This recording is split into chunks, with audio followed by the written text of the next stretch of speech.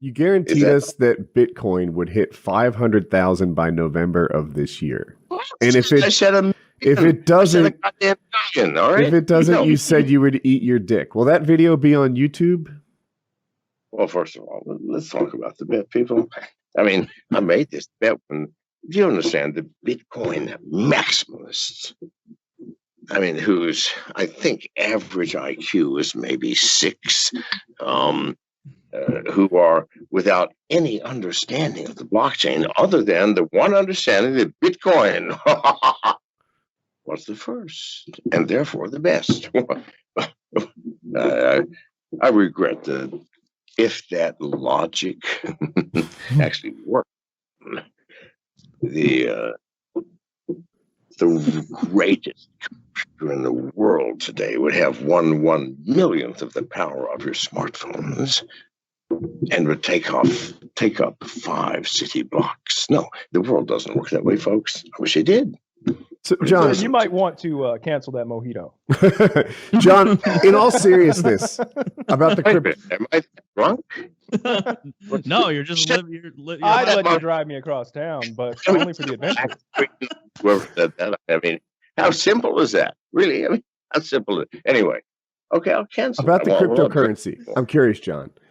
Do you actually think that whichever cryptocurrency emerges as the winner, do you think it will be based on which one has the best technology or just which one has enthusiasm around it? Of course. It has to be people, because what is the best technology? The Ford Model T at 1/20th the price of any other one-off automobile, including Buicks and all this other shit, that ran 10 times longer at 1/10 the gas and 1/10 the service. That's technology, people. So, right. That bet a joke? Because when I made that bet, I wanted to make it for 100,000. I've done me 100,000 late by day, and someone goes, "Whoa, John, some idiot's going to believe that." I go, well, "All right, $1 million, please." You know, Bitcoin's an ancient, archaic, antique. It was the first, people. It opened a door to the most fertile field of potential technology ever to arrive on this fucking planet, people. And through that door that Bitcoin opened, and Bitcoin was based on what? Blockchain. Math. Oh, blockchain. Mathematics. So yeah, blockchain, math, same fucking thing, people. Based on mathematics. A most profound, one of the most powerful paradigms, branches, forks, whatever you want to call it, of math. I fucking love math. That makes Newton's discovery of the calculus. Makes Newton look like a fucking bitch. Like a retard bitch. It looks like a sandbox play in comparison, people. No, we opened the door of all fucking doors. What's the difference between this door and all other technological doors? This one's made of numbers. Every other technological door has opened up into the bowels of a black program within some military organization, within some fucking government somewhere, or into the bowels of a private corporation like Apple, Samsung, IBM, Microsoft. No. What difference does it make?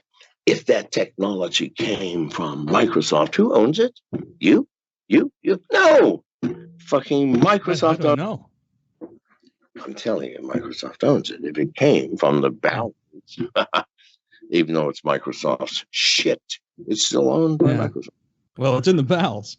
So now, that's why I said shit, people, please. It's a small joke. I'm keeping up. Yeah, I follow. I'm keeping up. Nobody's keeping up, you pricks. I promise. I don't think you know what you're saying anymore. No, I finish it. Yeah, go ahead. Let me answer the question. So now, what's the difference the blockchain Mhm. and the world's first cryptocurrency, Bitcoin, appeared 11 years ago. Owned by whom? Microsoft. You. No, us. I wish so, yeah. No, you. Open fucking source people. Do you understand what that means? You own it. Take the source. Do what you fucking want with it. It's yours. It's mine. It's everybody's. Yeah. Please. It's like communism. See.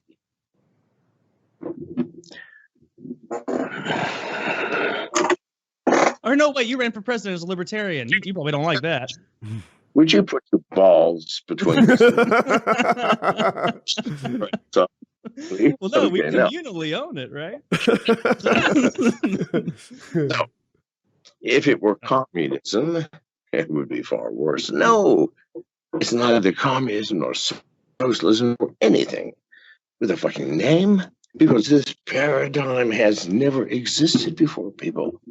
There is no name to what has been given to you. Now, as you get this, it means one of a million things, like, oh, I'm a programmer. I can now create what I want with it. I'll add this, subtract that. Mm-hmm. Or it's like, what the fuck is this? I don't give a shit. For those of you who are doing that, may I say, it's like someone coming to your door and knocking on it and leaving the goose that lays the golden egg on your fucking doorstep and walks up. And you come out and say, I ain't hungry for goose today. Do you understand? You have been given whatever you want it to be. I mean, if God himself or herself could come down from... Now you've lost me. God is a I man. was all on board for the last 10 minutes of that. Every step of the way I was with you and understanding every coherent word that you put out there. But when you suggested that the Almighty might be female, please, sir. Oh, okay. God is a spirit. He doesn't have a dick or a pussy. He's just kind of out there. No, he's got a dick. I've seen paintings. He's got a dick. He's got a dick when he's human. And it's Otherwise, circumcised. no. Give me Microsoft points. I'm going to parlay that into something more, into Bitcoin. God knows what he was doing with them. We spoke about Bitcoin last time I was on, right? Yeah. We might have, yeah. Did you guys buy any? No. I don't. I'm not into any cryptocurrency. Chiz definitely is. Chiz is very into that. I was reading some news today, and Chiz linked me to an article where a couple of guys have gotten hacked recently, and they've had like, one guy had like 50 Bitcoin stolen from him, and another had like 70 something Bitcoin stolen from him. So Wow. That's scary stuff. That's like $500,000. Yeah. It's because Bitcoins are what, like almost like $7,000 right now. Yeah, one guy lost $900,000. That's why you What gotta is have that? one of these. Yeah. What is it? It's a hard wallet. That way you put your Bitcoin on this and it's not going to get hacked, and you just keep this on your chain like a wrapper. No, you can put it in a safety deposit box or whatever. But the last time I spoke to you guys, I feel like I was like, oh, Bitcoin this, Bitcoin that. And we were like, oh, it's really high. I think it was like, I look at Canadian money, so I don't know the amount American, but it's pretty much almost doubled, I feel like, since the last time I was here. Yep. Yeah, it's at like 8,000, right? Yeah, and I Yeah. had said, I was like, yeah, just put in like $500. You don't need to buy a whole coin if you don't want to buy a whole coin. But like, I'll tell you right now, frustrating. I'll tell you right now, it's doubled, okay? But it's $10,000 now, and it's gonna keep going up. Like, it's gonna double again. So if you don't want to be like, damn, I could have had 1 Bitcoin or 2 Bitcoin, instead you could be like, you know what? I didn't put in the 500 then, but I'll put in 500 now. It's still gonna double. Yeah, it's so frustrating because like I was talking to my dad when it was at like 4,800, maybe 5,000, and I was like, yeah, there's a thing called Bitcoin. It keeps going up. It's crazy. He's like, well, I don't understand that. And I'm like, well, I'm not very good at explaining it, and I don't understand it very well either. And I'm explaining the algorithms to him and all this stuff. And he's like, well, buy us a couple. And I was like, I don't know. I don't even know how to go about it. And now it's fucking like right at 10,000 or something crazy like that. Like it keeps, or 7,000 US. Like it keeps going up. It's frustrating. Where do you go to buy one? Like Bitcoin.net? QuadrigaCX.com. The Bit Store. You go to QuadrigaCX.com. And I mean, if anyone's listening, this is what I would say. I'd say you go to QuadrigaCX.com. You get verified on the site, so that you can then fund money to the site to buy Bitcoin. Buy as much as you want, or go to Coinbase, buy however much you want, and then take it out and put it on a hard wallet, wherever mine is now, like something like this, and put that in a safety deposit box, and don't sell it. Yeah. Just don't sell it. Even if you're like, oh my God, I bought $500 of Bitcoin and now it's worth $50,000, I would still say not to sell it. Like, I'm a firm believer that one Bitcoin today will be able to buy a house in the future, And this is the one thing. This is the only thing is Bitcoin might be AOL. Bitcoin might be MySpace. There's a good chance it's not Facebook or it's not Google. Mm-hmm. But just buy into it, understand it right now, and then, you'll be more prepared to jump to the next currency, whatever it is. You'll already have, some exposure to it. I'm going to do it. Just put a couple bucks here's in. What I think I'm not gonna buy a whole Bitcoin. I might, maybe I'll buy one Bitcoin. Let me put it to you this way. I kind of want to get some of the like Kwebbelkop kept talking about Ethereum. It should probably do that too. Let me put it to you this way. Bitcoin, if every single person in Canada decided tomorrow they wanted to buy one Bitcoin, there isn't enough Bitcoin. Yeah. So gold is valuable because we just value gold. We're just like, gold is beautiful and we use that. And so, gold is important. And it's scarce. And it's scarce. Exactly. Bitcoin also has a finite amount. And how scarce is it? If every person in Canada wanted one Bitcoin, they would not be able to do it. Canada is not a very big country population wise. So if you get your hand on one Bitcoin now and Bitcoin becomes what it is destined to become, then one Bitcoin is extremely valuable if you're forward thinking about it. What percentage of a Bitcoin can you buy? It's called a tidbit. You could buy $1. Tidbit. I like that. It's called a Satoshi or Satoshi, I think. Oh, they're fucking up not calling it a tidbit. Yeah, that's ridiculous. He did fuck up. They need a marketing guy over there. It's a Satoshi, and I think it's 0.06 zeros and a 1, I believe. All right. I'm not buying a Satoshi then. You want to go in halvesies on a bit with me? $3,500. That's really not that bad. Yeah, I might do that. Go halvesies on a bit, and we both have our own tidbit. Oh, $4,200 a piece. That's my TV. No. Yeah, this is a TV we can have. And I'll enjoy that right away instead of doing what Harley's. Because, see, I still don't fully understand what it is. And I'm just going to be walking around with what looks to be a USB drive being like, aha, my future right here on this disc. Yeah. Put it in a safe deposit box, like you said. That's very smart, forward thinking. I'm going to do that. I'll buy one and I'm going to do that. I'm going to feel so fucking stupid if I don't, because every day I keep feeling more stupid. You're just... If you go and you put like $1,000 in it, you got some exposure to it. You don't need to have that weird anxiety when people start talking about it like you're missing some boat. And you're like, yeah, I put in on that. I put in. I remember when we had Boogie on the show. This has been like maybe 3-4 years ago, and it just had took a dive down to like $230 or some shit like that. And I remember thinking, even then, I was like, maybe I should buy $5,000 worth of this shit. Dude, you'd be made in the shade right now. Yeah, I know people. It'd be $280,000, $300,000 now. I know of people who had Bitcoin because they like to buy on the Silk Road. They like to buy weed. That's why they had their Bitcoin. So when the Silk Road closed down, I know people that were like, damn, I got to get rid of this 4,000 Bitcoin because what else am I going to use this shit on if the Silk Road is closing? So they'd spend they'd buy a shit ton of weed, 4,000 Bitcoin, and then they'd smoke that weed and then find out that they literally burnt and inhaled like $120 million. Yeah. What's the process of cashing it out into real money? So you got to sell it. You'd have to sell it. People will always want to sell it, but here's the thing: like, you don't sell it. Anyone who's sold it so far absolutely regrets it. You don't sell it. What do because like everyone I talk to is mostly like into it and is like really, really, on the pro Bitcoin side.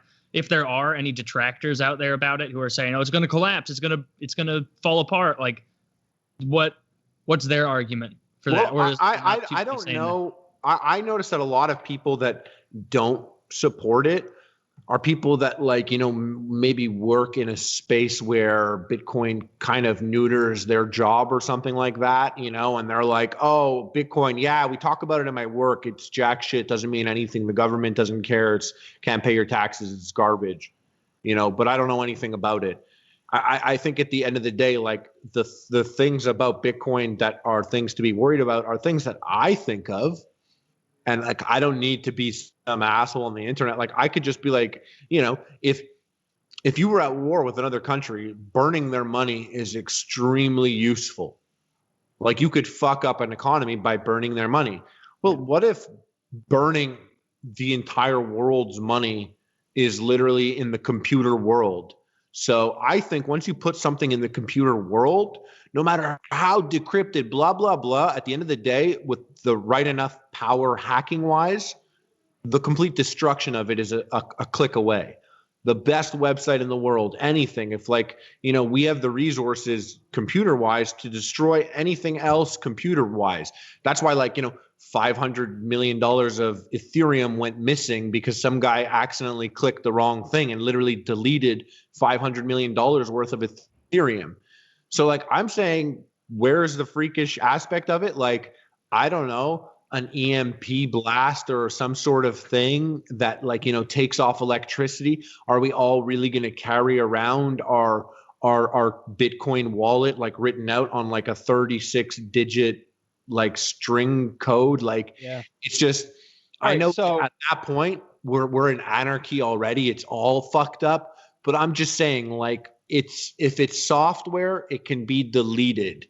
And, like if it's tangible, it could be burnt, but it takes a lot more time and resources to burn all the money in the USA versus like deleting all the cryptocurrency in the USA or some shit like that, So I can go to Coinbase, and can I use PayPal to just purchase some Bitcoin? I believe not until 2019. PayPal is not Bitcoin. So you'll have to use your Interac or your credit card for now.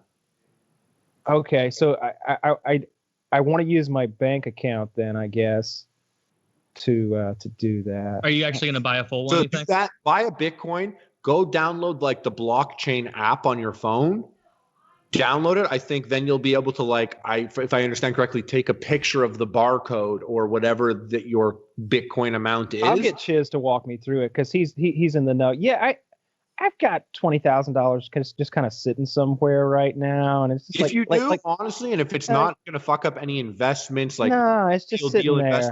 If you have it like to play with, well, not to play with, no one has it to play with, but like I mean, like kind of go ahead and get 2 coins. Like I'd recommend it, and I know like 8,000 seems high right now. You could sit here and wait for another dip, or you could find yourself looking at it when it's 12,000, being like, I should have. I'm gonna buy a significant amount because like I'm just tired of this. I buy 100K. We don't have 100K to play. Get 10 Bitcoin with. But I think I might buy $20,000 worth because like and just let it sit there because here's the thing. I feel like it's not going to go significantly down, and if I need that $20,000, it will eventually. I'll sell it. Like it has to go down eventually, right? No, because it just dipped half of it. Like I literally told friends of mine that I'm going to use Canadian numbers here. Sorry. I had like friends of mine at like 7,500. It's at 10,006 now. I had like 7,500. I was like, yo, you got to buy. It was like, around the time when we were talking, and people, some did, some didn't. And then it dropped from like 7,005 to like 4, like almost half, and all my buddies were like, what the fuck? And I was like, dude, they're like, I gotta sell it. And I was like, listen, you just take it, you buy it, and you hold it. It's a game, and the game is get as many Bitcoin as you can, and the points are Bitcoin, and just that's all you got to do is just hold it. That's all you do. And then it literally, like I had buddies being like, nope, it's done. It's burning. It's fucked up, blah, blah. It's all, and I was like, all right, whatever. But literally, if you went and bought, I posted on my Facebook when it was at 5,000. I went on my Facebook and I was like, yo, Bitcoin is on sale, almost 50% off. Buy right now. And like some people were like, nah, it's a burning house. I'm getting out. And anyways, now it doubled. Like it's literally almost doubled since. Like if you put $1,000 in, you'd have like almost 2,000. There's no other stock that really jumps like that. You know, it's not a stock, but nothing else really behaves commodity. like that. Yeah, and these other currencies, if you were willing to study it, like and look at it, there's other currencies there that are like not worth a lot, but like they're going up 100 times overnight. Like there's lots of. Is that like Ethereum? That's the newer one, right? There's a bunch of them. You know, Ethereum is another one because you've sold me. You've sold me because like it's the regret. Like if I lost that money, it really wouldn't be like a life changing. It'd be like that fucking sucks. But like if that shit doubles, then I'm gonna be really, really upset if like now I could have taken if it could have been $40,000 by June of next year, you know. It's they say it'll be 100,000 2021. That's pretty crazy. Maybe I should buy a Bitcoin. That just means if you put in 10,000 now in 2021, it's 100,000, and that's a fucking sexy ass investment. It's also basically like, you know, to an extent gambling here. And anyone listening, I forget I'm on a podcast, guys. I'm the bacon internet guy. Do not listen to me financially or anything. If this fucks your life up, you know, that's on you. Why would you listen to us about this? You know, they clearly said they didn't know what it was, and I'm trying to tell them, but who the fuck am I? Nobody. Yeah. So definitely don't put any important money on this. But in my opinion, if you were going to plan a trip this year, I would personally, if I were in your shoes, cancel that trip and put it onto Bitcoin instead. Yeah, I'm gonna get my dad onto it too, because I'm gonna show him like the little map of what this thing's been doing. I bet he'll buy a bit too, Bitcoin. Yeah, it just seems it seems stupid at this point not to do it. And even if you lose it, like Chiz is saying good, because he knows the more you buy, the more the price goes up, and the more we talk about this and pump it up, the more the price goes up. Like that's literally how this shit works. I got to do it at this point. All right, man. Harley sold me on the Bitcoin thing. I don't know why Chiz hasn't been selling me harder. I blame Chiz wants all the Bitcoins for himself. We know it. Chiz has cost me thousands of dollars at this point. And not because he hasn't been nagging me enough. He's been a bad friend. He's been a bad friend. Like if I knew that, you know, they just discovered oil off the and on, you know, like mainland Florida. This new thing called oil. Gonna put whales right out of business. Yeah. like BP just found a new way to refine oil that's 100% sustainable or something. They've got artificial petroleum on lock and it's no emissions. Like I fucking nudge you guys, but buy BP. Chiz is over there getting all the cryptocurrency, hoarding the cryptocurrency, not educating us well enough. And good thing the internet bacon man came around and set us straight. Yeah, the internet bacon man, who everybody should listen to his financial advice. I'm not even kidding. I'm going to get it. And I'm definitely going to put it on whatever device Chiz was. Chiz suggested one of them. Yours looks cool. Can I see that again? What is it? It's a USB. It's USB. This is a Trezor. I got this one on Amazon. Yeah, it's on Amazon Prime, so they'll ship it like right away, like 2 days. So you can just turn that on. And it'll say you have this many Bitcoin. You literally you take it, you transfer your Bitcoin onto it, and then you just put it in a safety deposit box or a safe or whatever. And actually, I download the app Blockchain. Yeah, and that will basically hold your Bitcoin. You know, I like this a lot, and I'm pretty sure that there's like debit cards that you can get and like spend your Bitcoin at will at a lot of different places. But I don't think real places. Yeah. There's a lot of real places there, and that holds your Bitcoin. I have 2 Bitcoin in this wallet right now. Nice. At one point, those 2 Bitcoin were literally equivalent to the US dollar. So Did literally, you- like like, this do you was keep- $2. You know, now it's 2 Bitcoin, which is Do you fuck keep hell. all your Bitcoins like spread out just in case? Well, what a lot of people do is like they'll have one wallet because you can make as many as you want. And people will have a wallet that they use to send. If you want to send to someone, you know, like for transactions, let's say I have like 2 Bitcoin. That's my wallet. And then I'll make another wallet and I'll send like, you know, 0.5 Bitcoin to that wallet. And then in that wallet, that's the one I'll use to share with you to send and receive in case, you know, just to be safe from getting hacked, you know, or even better than keeping it on 2 wallets is have a hard wallet also. I wish there was a way I could take cash and get Bitcoins. They have those at a lot of, Just says I'm you sure you can. have it in the States. They literally have like bank machines. You go up to it and you pay cash and get Bitcoin. Are you fucking kidding me? No, that's Are what you fucking kidding me? that's what a lot of escorts do to buy Bitcoin, because like Backpage, you can't post an ad unless you're buying it in Bitcoin apparently. So like you know, escorts. So you're Well, a telling lot me of hookers out there have a lot of Bitcoin. so there'd Yeah. be no banks involved. There would just be a machine. Let's. Thank you, Chiz. You answered my question there. Okay, we're gonna be buying some Bitcoin. All right. Gonna be buying some Bitcoin. All right, good deal. It'll Why make are you, like- I asked you this question months ago, and Chiz. it's like, Remember you know, that like really like hypothetical question? Well, maybe I'll We had find one my of those local. conversations. It's like, Bitcoin let's say vending machine. hypothetically, Yeah. this has happened, and I need to know how to fix it. How would I hypothetically fix it? And he's like, well, hypothetically, you do this and this and that. We had one of those conversations, and I didn't get this answer. I didn't know you could just stick money in a machine, and then Bitcoins would fall out of it into an electronic device, and I could walk away with that in my pocket. Well, I'm glad something's finally going the way of the prostitute. You know, that they've got something going on. Free the pussy. Something for them. Yeah, so Taylor and I had this idea to we want to go on a vacation to Vegas and get prostitutes and then live stream with our prostitutes, like not fucking them or anything, and maybe blog with the prostitutes. Maybe we'll see where it goes. Yeah, you know, depends. Yeah, it depends on how things go, but like I want to, you know, that thing where you eat sushi off a naked Japanese chick. I want to get a big fat chick and eat fried chicken off of her. The more donations we get on like ChatterBait or something.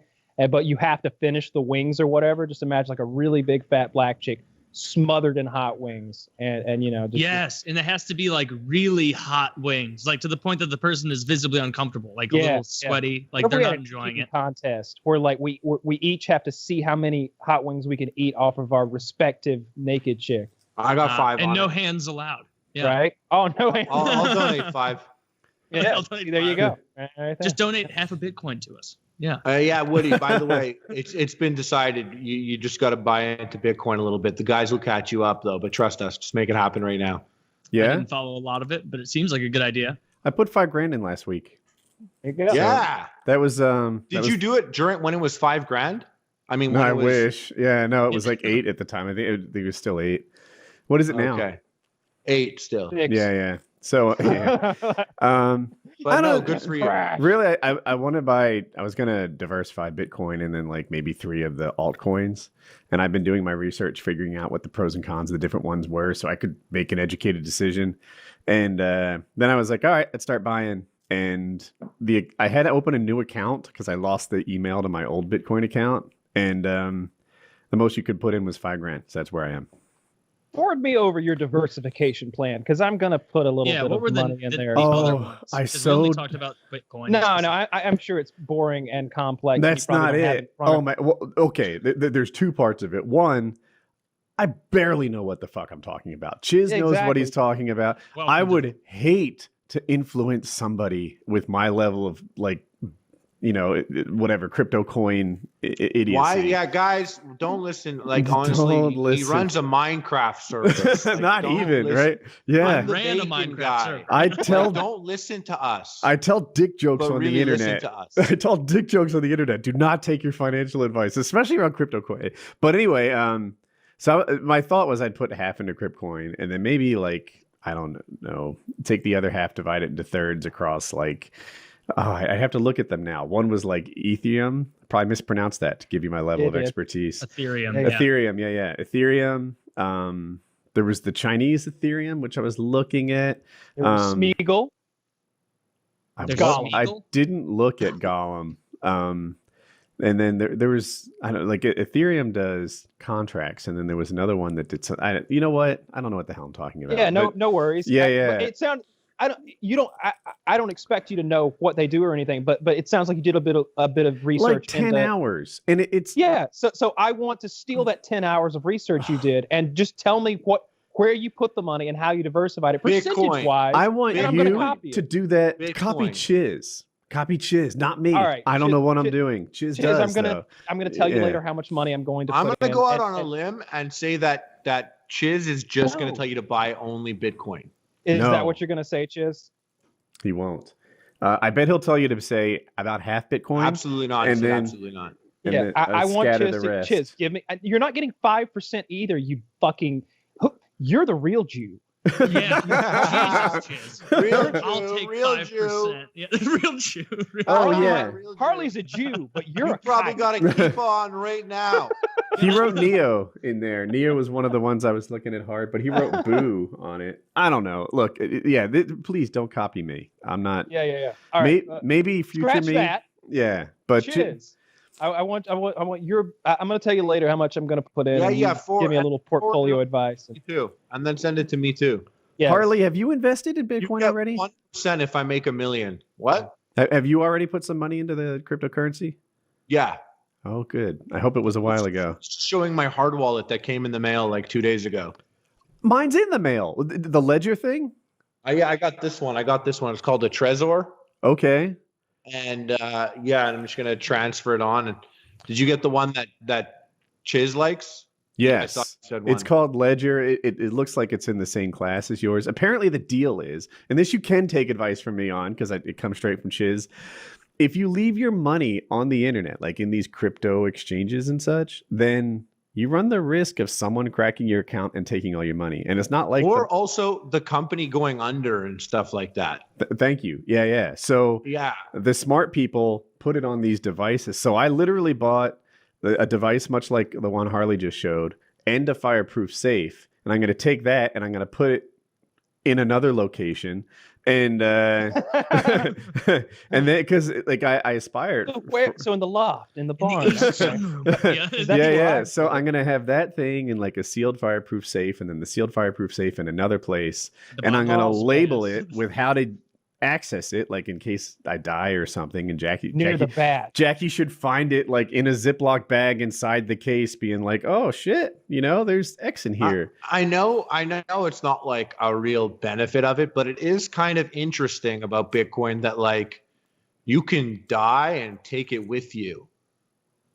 Like if you have, $1 million Bitcoin and you die and you don't pass it on, like that Bitcoin is gone. Like that Bitcoin's gone. Like never to be recovered. That's another reason why the price can only go up. Kings used to want to be buried with their treasures. They wanted to have it.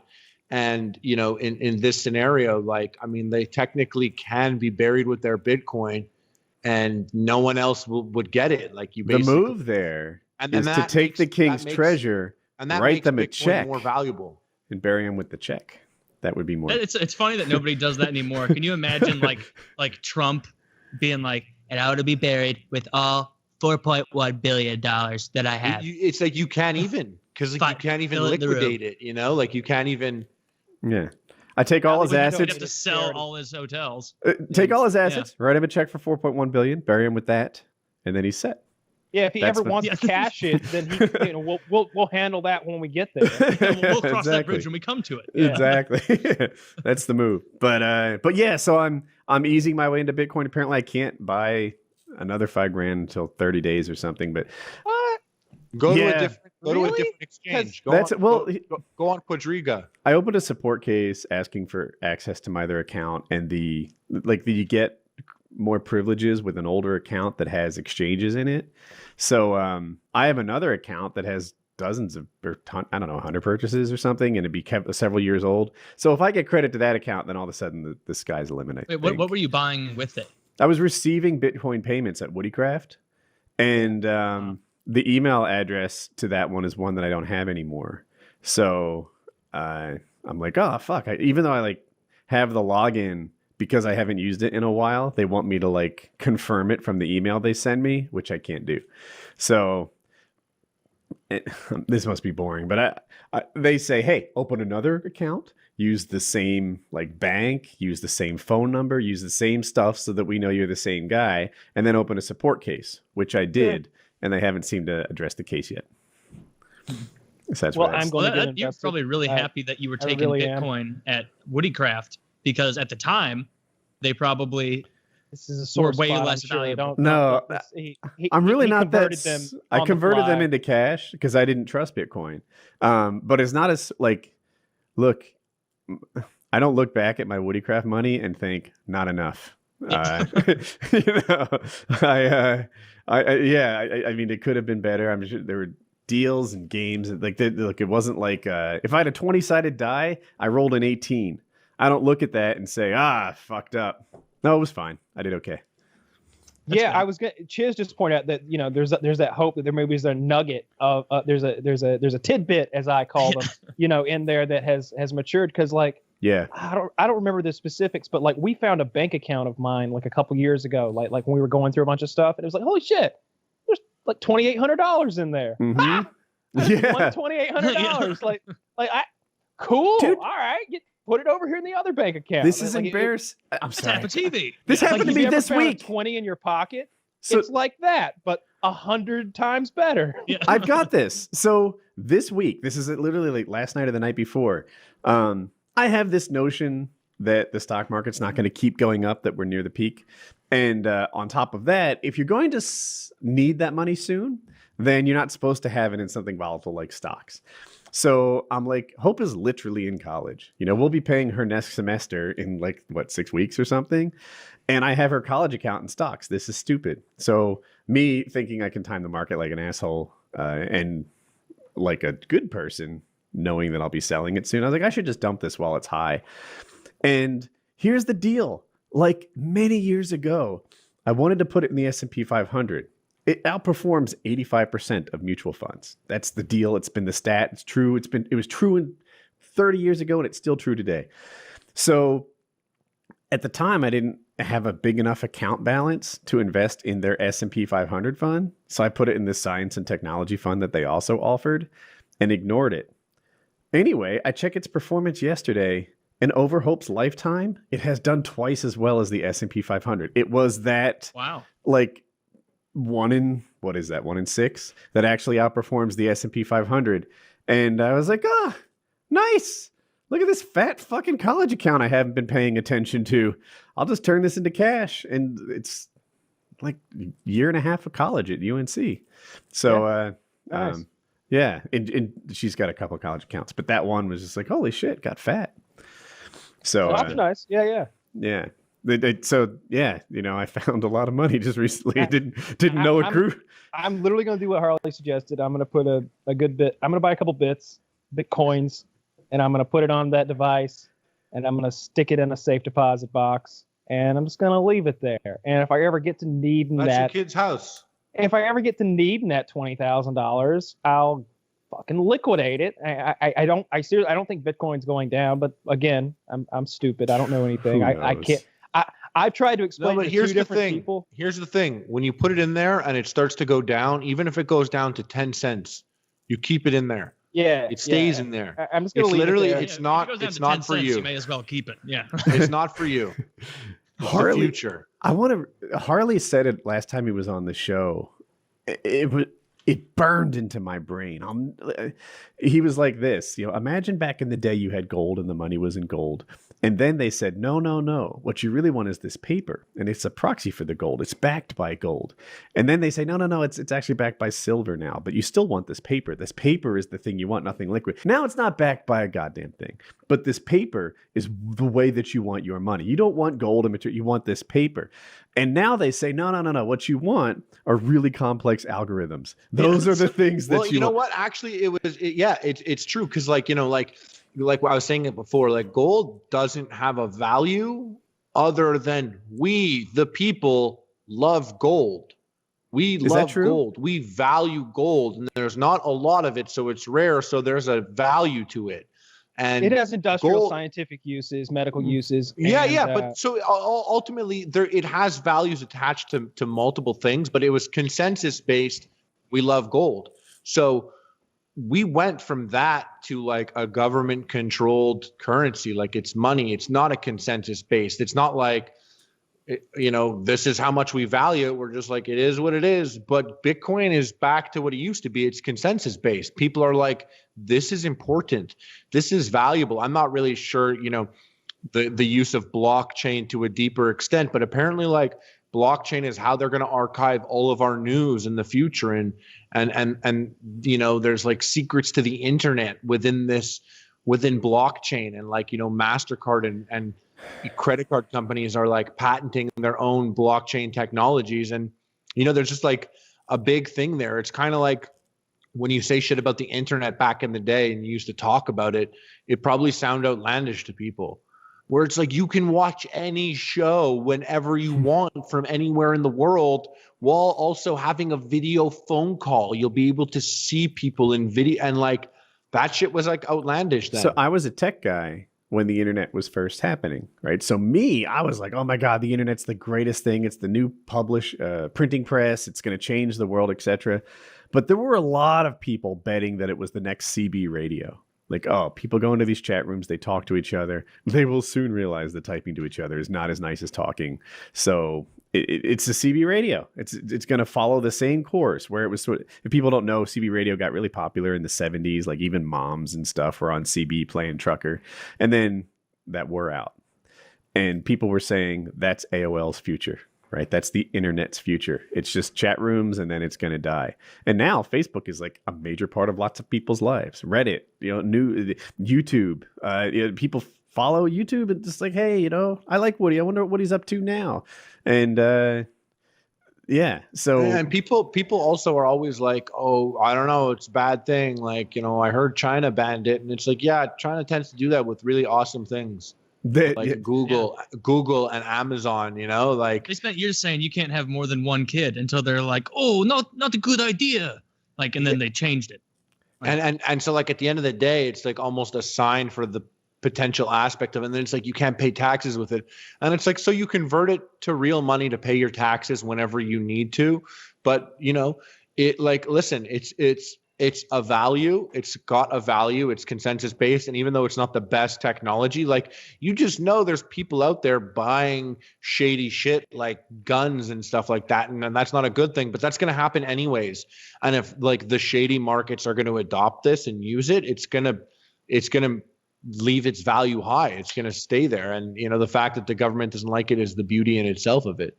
People will be printing guns, are people already printing guns, right? That leads. Like I saw something in the news about it. I would pay 1 Bitcoin to see this go down.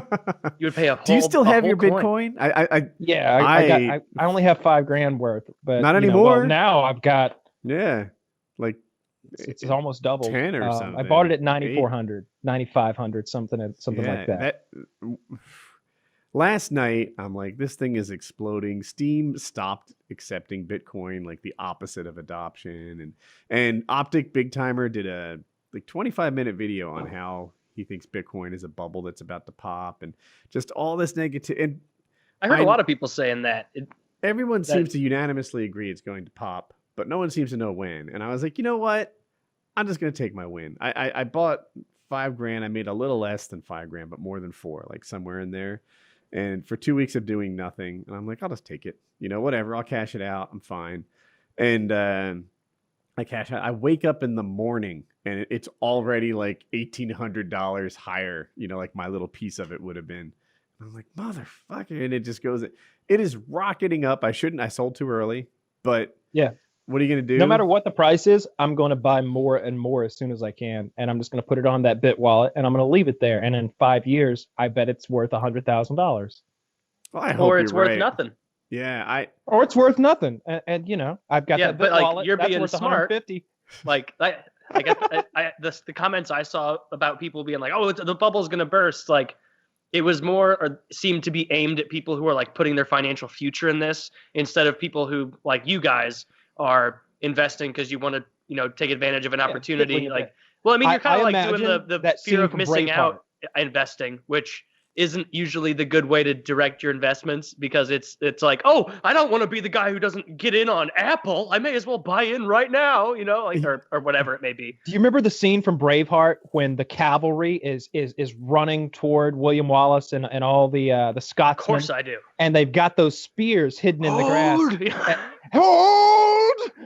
And they're all scared as fuck. They're like, they're right on top of us. Hold! Like, I want somebody to make that meme with that, because, you know, then they just impale everyone. Oh, that's such a great fucking scene. They've got like the fake horse bodies on like these carts that they're rolling into them and impaling with the spears. It looks so real. It looks like 100 horses die in that scene. That's one of my favorite scenes. FOMO. I'm glad Taylor said it. It's usually a terrible investing strategy, right? And I'm watching myself do everything I know not to do, right? Like, and I'm not buying Bitcoin. I could be wrong, but I wasn't buying Bitcoin because I had some real confidence in its future as a new currency, right? If you're that guy, then that's a good reason to buy it. Me, I was just FOMOing it. You know, I just fear of missing out. I only bought it because it seemed like it was doing so well, and I wanted a piece of the action. And then when my money almost doubled and Steam stopped accepting it, I can't believe that weighed that heavily on my mind. But I was just like, you know, I have no confidence that this thing is any good. I'm only buying it. It's only going up because other people say it. It's totally the tulip thing. Yeah, I'm a cryptocurrency expert. You can get your facts from me right here, right now. You guys want to keep buying, no matter what the price is at. You keep buying more and more. It's going to be the official currency of several major Asian countries by this time next year. It's going to be at least $80,000 a coin next year. You want to get in while the getting's good. What Asian countries do you think it's going to start with? South Korea for sure. Okay, and so they're going to get rid of the dong, or no? Is the dong the Vietnam currency? What is it?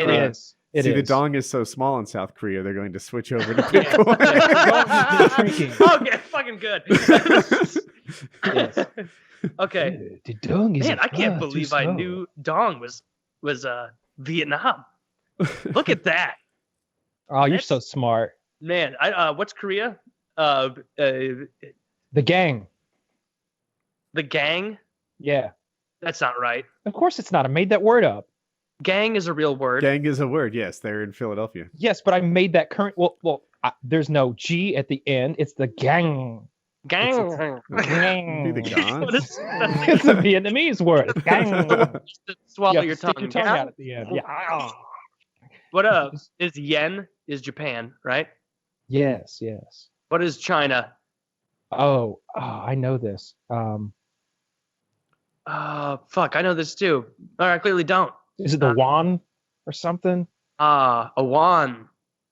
The yuan. Y-U-A-N? Yeah, probably. Yeah, that's the $1. Yeah, that'd be what it's. No, that's what the fuck are we talking? Hey, we're just mocking Asian people's accents right now and talking about made up currencies. Well, they never get offended. It don't matter what you say to them. Yeah, you can do anything with Asian accents. Listen, watch anything with South Park. Like, there's nothing funnier than fucking Trey Parker's Japanese, because he did he studied Japanese in college. That's why he does it so hilariously perfectly. Yeah. Like, he hit all the right. Like, oh, it's gonna be right. Like with the Kairu, like you want to cut a fish or vanilla paste? Okay, I eat the cuttlefish. Oh, the cuttlefish is not sitting well.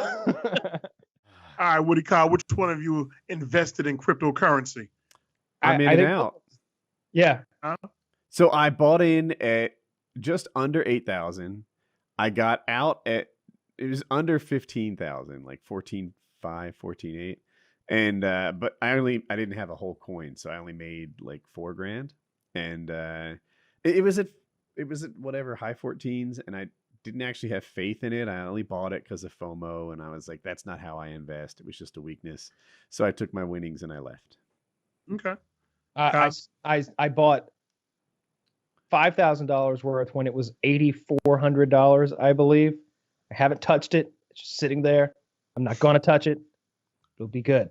Good. I liked Harley's kind of idea of behind this thing. It's just like, just forget about it, you know? And he didn't say it then because it hadn't happened yet, but it's like, pull a 50 Cent with this, right?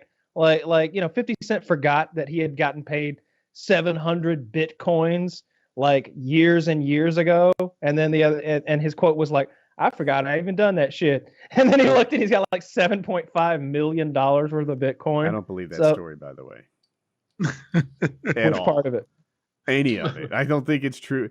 50 Cent is wildly known, like well known for lying about his net worth. That's his like thing. He lies about how much money he has constantly. He lied in court. Yeah, he had like an alimony thing or something. 50 Cent, he couldn't inflate his net worth anymore. He was like declaring bankruptcy and borrowing money. I think you got it backwards. To yacht. Yeah, it's verifiable on the Bitcoin thing. He definitely does have it. But the thing he does is he gets out of paying his taxes. Like he's po-mouthed.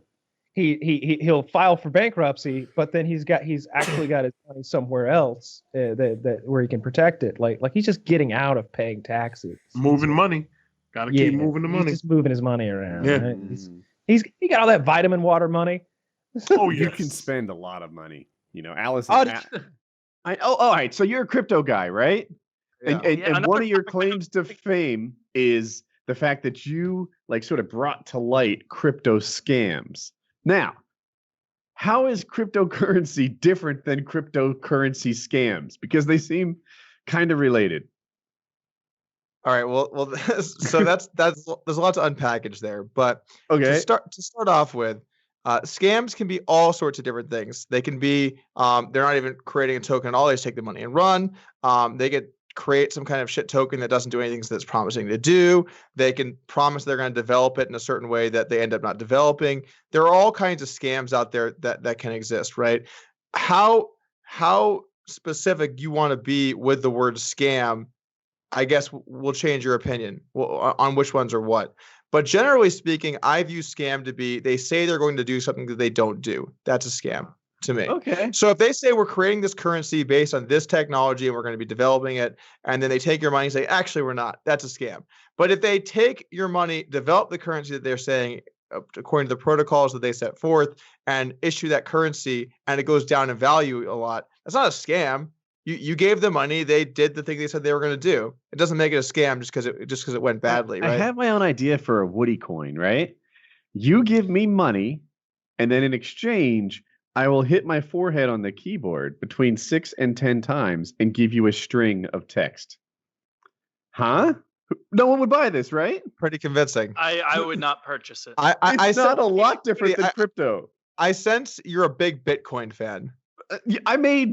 I sense $4,000 in Bitcoin, but it wasn't through any I just bought it because it seemed hot, and I got out because it seemed too hot. Let me just give my take on it, and then I'm interested in what your opinion is too. So here's the thing. I don't think it's good that the government controls the money supply because they don't have your best interest at heart. Have you ever seen a graph of what happens to the dollar every year? It goes down every year because they print more, right? They can print as much as they want. There are no rules on that. They can manipulate it in whatever way they see fit, and you're the person that pays the price for that. Why should that happen with our money supply? Shouldn't we have money that's ruled by math and algorithms rather than just like, a powerful entity in the world deciding what's best for it? I think that makes much more sense. And then you also have like the utility of it in the fact that you can digitally transfer it, no intermediaries, no banks, lower fees. It's faster than most things. There's a lot of reasons why digital money makes sense to me. Now that doesn't mean that the fees are outrageous though. Like maybe you're avoiding fees that I'm not, but I exchange cash for free. You're talking about in January. Bitcoin, right? In January? Yeah, I don't know. It might have been last year.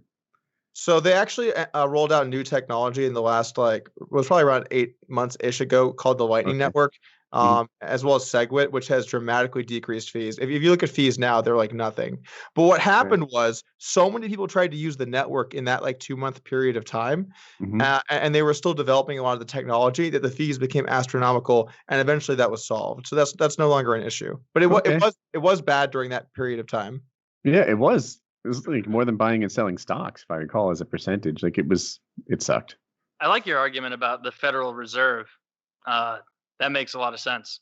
Only if you assume that all his compelling. no, he laid out a bunch of things that are debatable, right? They're not managing the money supply for your behalf. They absolutely are, right? They're absolutely trying to keep the economy smooth and on an upright course. That's their motivation. So the idea that it just becomes unmanaged. Well, that's how we got the Great Depression in the 1920s. And back when it was on the gold standard, they didn't have the ability to sort of control the money That's how we got 08, lack of home loan regulation. Well, do you want people or math to control the money? I'm more of a math guy. I hear you. And, I'm not set in stone on either one. But when people control it, they can smooth it a little bit. That's the idea, to have a gentle rise in the economy. And that's more or less what they've been achieving for the last 100 years. Back when it was, say, set to the gold standard and inflexible, we had drops that were never seen before or since then. If we were on an algorithm that didn't adjust to current conditions, then we could have that again. Isn't fiat currency as a whole always inherently a bubble? That will eventually burst? The word bubble, I don't know. The word bubble is, you have to give it some context, because you've got bubbles in that something drops 20% or 30%, and then you got bubbles where things drop 99%. People call both bubbles. So they're not equivalent. One of the major trade-offs to Bitcoin is that it's inherently more volatile, because it's not based as much around actual revenue. It's not based around that. It's based around speculation. So it's not as safe as the US dollar in what its range of prices can be and what it might be down the road, whereas the US dollar is very safe. Every year it's just going to lose 2% of its value roughly. That. Every year your dollar will be worth 98 cents or 97 or 99, depending on what the inflation was that year. Yeah. So it is much less safe, but also, at least historically so far, over an 8 or 9 year run, tends to be a better hold. But that doesn't mean every year is good. I originally got into Bitcoin because it had a lot of utility for me as someone that gambles professionally, had to move money around. So it had utility for me. I was able to move money without having to go through bank systems and all of this stuff. So I got involved because of that. And then it just as I was doing it, I was this has been going up for some time. And so I bought first probably when it was around $100 and something, and then have been lucky to kind of be in there from an early time period. But I'm not one of those guys who went all in and held and has everything in Bitcoin or whatever. I have a diversified strategy, because I think that as you become more successful, there's no reason to risk everything on just believing in one thing. Even if I loved the stock market, and I have a decent amount of money in the stock market, mainly index funds and ETFs, but I don't have everything in there. What if there's a crash? Or maybe I love certain tech stocks, I wouldn't have everything in there. Or maybe I love real estate, although real estate seems kind of it's really been propped up lately. It's getting to some peaks that we haven't seen since 2009. I wouldn't go all in on real estate. You want to have a diversified strategy that allows you to succeed. I just think that it kind of boils down to this. I just believe in the premise of Bitcoin. It has been around for 8 or 9 years now. It's continued to increase in value, and I see that it has a lot of utility. And I just think that long run, that premise eventually will win out. I don't know if that means it's going to be 50, 100, 200 years. I don't know what that all ends up looking like. I don't know if it's going to be more next year. People always want price predictions. No fucking clue. Anyone tells you I know what the price is going to be next year, I'll show you a liar. They just, no one knows. But that doesn't mean that it's not something that doesn't have value. Yeah, that's a really interesting way to look at it. You're clearly very well versed in this. Yeah. So talking about the scams, though, for a moment, the scammers are ridiculous. So there was this one cryptocurrency called BitConnect, and I was fortunate because about the time I started making videos, it was January this year. There were all these rampant YouTube channels just scamming people basically by being affiliates. If you take Bitcoin and buy into this currency using my link, I'm going to get a cut of your money. And now you have this coin that's eventually going to implode because it's not being developed. They're making all these promises they're never going to keep. And where the money is coming from is not real. They basically said, if you buy BitConnect, you get 1% daily returns every day. And if you know what a scam looks like, that's like the first sign. Promise daily returns, and you don't even know where they're coming from. Mm-hmm. And what they said was, we have this computer program that every day it just trades and makes the money. You might want to think, well, why do they need my money then, right? But that's just the way that it works. It just needs your money so that it can work and do the thing and make you some money, right? It does the thing. Gotcha. It does the thing. So they were these big YouTube channels, like, you know, they had a couple 100,000 subscribers all in the last couple of months. Were like, yeah, use my affiliate link and sign up, and you know, you can do the same thing. Then you can sign people up, and then you can have your affiliate link. You know, it's not a pyramid scheme. It just looks like it's like this, and like I'm here, and like it was ridiculous. It was some of the most ridiculous shit I've seen. And they had, of course, that like that seminar with the guy Carlos Mateos or whatever his name was. BitConnect, the guy like yelling and everything everyone knows. I don't know that. That sounds funny. You haven't seen that? No, he yells BitConnect. Yeah, BitConnect. You look it up, man. You'll enjoy it. So that was some of the stuff I did. I guess like some of my better work. And then I saw these like kids, like this one channel, JR Garage. They were trying to make like financial recommendations to people. And the way that they were saying about like these currencies, it was ridiculous. Like, bro, it's so hot, bro. It's like gone up and then it's gone down and then, bro, right back up, bro. This thing is hot. And I took this video that they did, because they were like growing really quickly. A lot of people were watching their channel. Mm-hmm. And I found a 5-minute segment where at one point they said it's gone down a lot, so you should buy because it's cheap. Another segment where they said it's been breaking even a lot, so it could probably go up soon, so you should buy because it's been breaking even. And then another section where they're like, it's gone up a lot and it's really hot, so you should buy. It's like, well then like, at what point are you not buying? It's just you buy no matter what. It's ridiculous. I kind of feel that way about Bitcoin in general, or any of these cryptocurrencies. So I get the other argument is all currency only has value because people agree it has value, right? You can say that about the dollar, the pound, you know, the Canadian, whatever they deal in, probably Lumas or something, loonies. Yeah, I know it's dollars, but no, they deal in pucks. The Canadian like puck, 10 pucks for $8. Yeah, they just keep buckets of vulcanized old Canadian rubber. Saying. Yeah, 10 pucks, $8. That's how they keep it nice. So all currency only has value because we collectively agree that it has value. It's better than a bartering system. It's more convenient. But there are more people involved, and there's a general societal agreement that's lasted for 1,000 years with regular currencies. With these cryptocurrencies, it's lasted for, what'd you say, 9 years? And the pocket of people who are willing to accept that they have value is way smaller. It's tiny. It's minuscule. There's no one around here, I think, that accepts that. I can't give it to people or businesses. It all needs to be converted to cash. It's a thing that hasn't gained traction yet. I would consider it a very risky investment. Yeah. What is Bitcoin worth right now? 6,500 ish. Yeah, something like that. Since I decided not to buy Bitcoin in December of 17, I have not lost $12,000 per Bitcoin. So that's a good investment. Definitely true. Because it was at 18 then, wasn't it? Like it got insanely high at one point. And I remember because I went to a bar nearby, and it was at the peak. It was worth like $18,000, or at this point probably like 17, like a ton. And there's this bartender, and like I was talking to someone I was there with, and she overheard, and she was like, "Oh, you're talking about Bitcoin?" And I'm like, "Yeah, I really don't get it or anything about it yet. Like I'm trying to understand a little bit more, but apparently it's hot as fuck right now." And she's like, "Yeah, I have 35 Bitcoins, but I'm just gonna keep holding on to them. Holding on to them." When your bartender is telling you to buy Bitcoin, then it's probably a bad sign. But we'll see. Yeah. Oh, sorry. No, go ahead. More? Go ahead. Okay. No, you're good. So you know, here's the thing. Like, it comes and goes, and it's just like a natural part of the growth of it is that you have these, you know, insane bull runs where lots of people hear about and get involved, and then you have these sell-offs where people realize like this is overvalued. And I'm not really like it was fun while I was in it, but now it's like losing. I don't want to be part of that, and they get out. But it just keeps doing that, and over time growing. The same thing happened when it went from 200 to 1200. I remember the exact same thing happening. It was pandemonium, not nearly as much today, but then it fell down to 400, had a couple of years where it broke even, and then eventually rose again. And it's just cyclical. It keeps following the same pattern over and over and over again. Bitcoin will eventually be $18,000 again. It will be. It might not be for years. I'm not saying it's going to be $18,000 like next year or the year after or whatever. Eventually we'll get there. It could go down to 3,000 from here.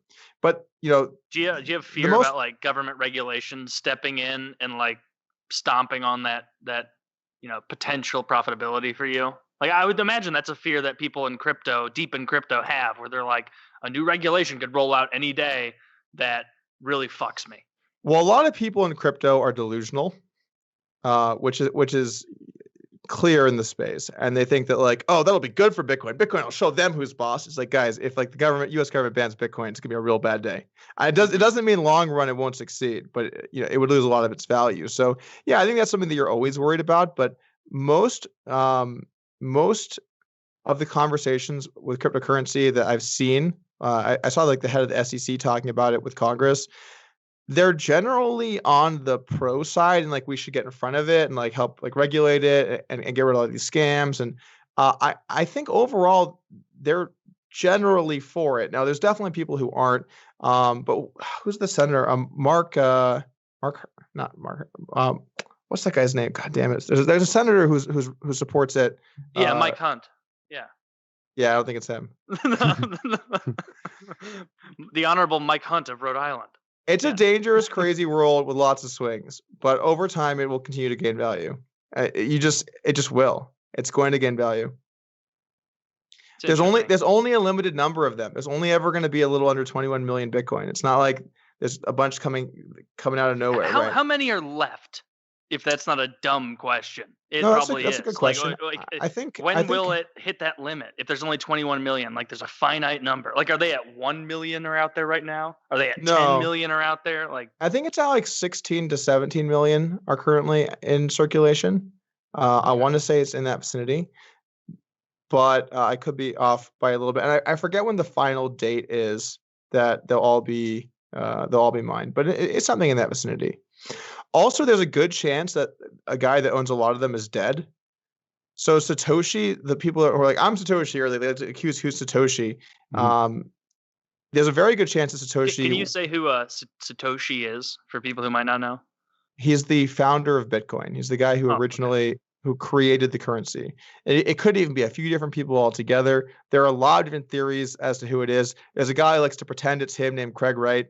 I saw these funny T-shirts where it said "We're all Satoshi except Craig, except Craig Wright." With like parentheses on it was kind of funny. But there's a good chance that I'm like forgetting this guy's name. I should know these names more off the top of my head. But regardless, one of the guys who was around during the starting times of Bitcoin for sure passed away, and it's likely, or it's at least a decent chance, that he was Satoshi. A lot of those coins could be lost forever, and that's kind of the thing too. Like. We know there's 17 million coins in circulation, but you don't really know how many are in addresses that will never move ever. You just don't know. That could make the circulation even smaller. And that number seems like it will always grow, right? People will always lose their dollars, and they won't get put back into circulation. That's true with Bitcoin too, right? They'll just be gone. Yeah, except it's much worse with Bitcoin because there's not gonna be more back. So it's like you fast forward far enough, and that 17 million supply drops to 3 million. As people's like USB drives fail them and shit, and now they're just fucked. I heard now all their little safes are ruined. Like they just drop it in the water. $1 million gone. I heard a story in their attic. It's not air conditioned. I heard a story that some guy in the UK had like 10,000 Bitcoin on like a USB stick, and he realized he threw it out, and it's in like a landfill somewhere in the UK. And he was starting like a fundraising effort to like go through the landfill. Like, God, dude, you are never gonna find that USB stick. It is over. Dude, on the like list of things that would make you want to kill yourself, how high does throwing away 10,000 Bitcoin in 2016 or whatever it was? Like, how high is that on the list? Like when you throw away the rest of your life, finances secured. If he was just like, I'm done with the cryptocurrency game, not gonna speculate, not gonna do shit. All of it sell. Like he would have been set for life. Like That's got to make you want to kill yourself, right? Well, He I grabs think the wrong thumb drive and it's only dick pics. Yeah, damn it, I found the wrong one. that would be a terrible troll. That'd be some seriously life-changing trolling right there. Starts a GoFundMe to search England's trash piles just to find his dick pics. Like, I'm not going to get that angle again. You know, like, I need that. My head wasn't in it. I looked in shape. Like, I think that he lost it several years before that, though. And whenever I hear these stories, I think to myself, okay, if you're the kind of guy who lost like $100 worth of Bitcoin and didn't think about it and then didn't buy more, you weren't really that into it anyway. Like if it got to $10 or $5, you were selling that shit in a heartbeat. If it got thrown out in your trash and you didn't bother to get more, you're not holding all the way up to 7,000 or 10,000 or whatever, you know, or 5,000. You're not getting there. You're selling it anyway. So it's kind of a moot point. It's just people love the what if story. The what if stories are like what make people like really get like all riled up. What about those Bitcoins? That's one of my favorite failures to date. You ever read about any of that stuff? Yeah, for sure. I know a bunch about it. I'm just not convinced I'm on board with the failure thing. Well, it may not have failed, but I know they had a bad drop. They did. I'm gonna pull up some charts right now because last I looked, it had gone back up a bit. I thought about putting my money in it and then changed my mind, and I'm kind of glad I did. Yeah. And just before E3, I thought about putting my money in Sony stock, and I would have made about $3 a share if I had. Damn it! It's difficult to find like a good Bitcoin chart. Well, the thing is, there was a huge Bitcoin exchange that was seized by the government, wasn't there? Back in February, a Bitcoin was worth about $40. In, I'll say April 9th or so, it peaked at about 230, and now it's dropped to about 100. So that's a big drop. You know what that sounds like to me? What? Like the same shit that causes depression. People would buy into the stocks, like really rich people would buy a bunch of the stocks and get other people to jump on board. And then they would sell right before it crashed, and then they'd leave it, stick it with all the average Joes. There were a lot of YouTube commentators telling people to buy Bitcoins. I know one guy in particular, fisticuffs, uneducated as fuck. I won't call out names, and he's telling everyone Bitcoins, Bitcoins, Bitcoins. And it's like, if you take your financial advisement from this guy, then you deserve what you get. What I thought was cool about Bitcoins was the whole like the cryptography of how mining Bitcoins, it's not just like, oh, I sent my computer to work on this. It's like there's a bunch of different computers trying to figure out a portion of this equation that changes. Like once you figure out a portion of the equation, it's math that's way beyond anything I could ever attain. Right. But it changes the equation itself, and then you have to go back to work on the next part of the equation. And while I'm because all the internet gangsters are like, yeah, why doesn't anybody use this Bitcoin as a serious? Why don't they take it like a serious currency? It's like, because it's an internet thing. It's not backed by a country that has gold stocks or an industry or a military to protect its interests. It's just a complete we don't have gold stock fabrication. anymore, Lefty.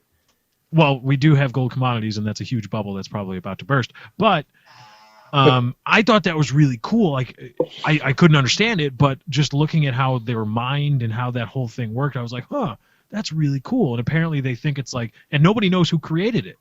Nobody knows who created Bitcoins. They think it's I believe, a Japanese mathematician, some mathematician from Asia. It's interesting that, so the Bitcoin itself has no value, right? It only has value because somebody else says it has value. The thing is, there's a parallel between that and like U.S. currency. Like, my dollar isn't backed by anything other than the fact that you believe it will still be worth tomorrow what it is today. The same thing exists with Bitcoins. I was going to do it as a Tech Tuesday topic. I probably will at some point. But interesting stuff. The United States currency, for people who don't know, used to be on what we call the gold standard. Mm-hmm. And that meant the money in your pocket represented an amount of gold that's currently stored at Fort Knox. And I wanted to be factual here. I forget what year we decided to stop backing that. But originally it was actually factually bound in an amount of money. And now it's bound in just the belief that it's worth money. I think Nixon did it. Yeah, Nixon did it. Nixon did it, so between 72 and 76.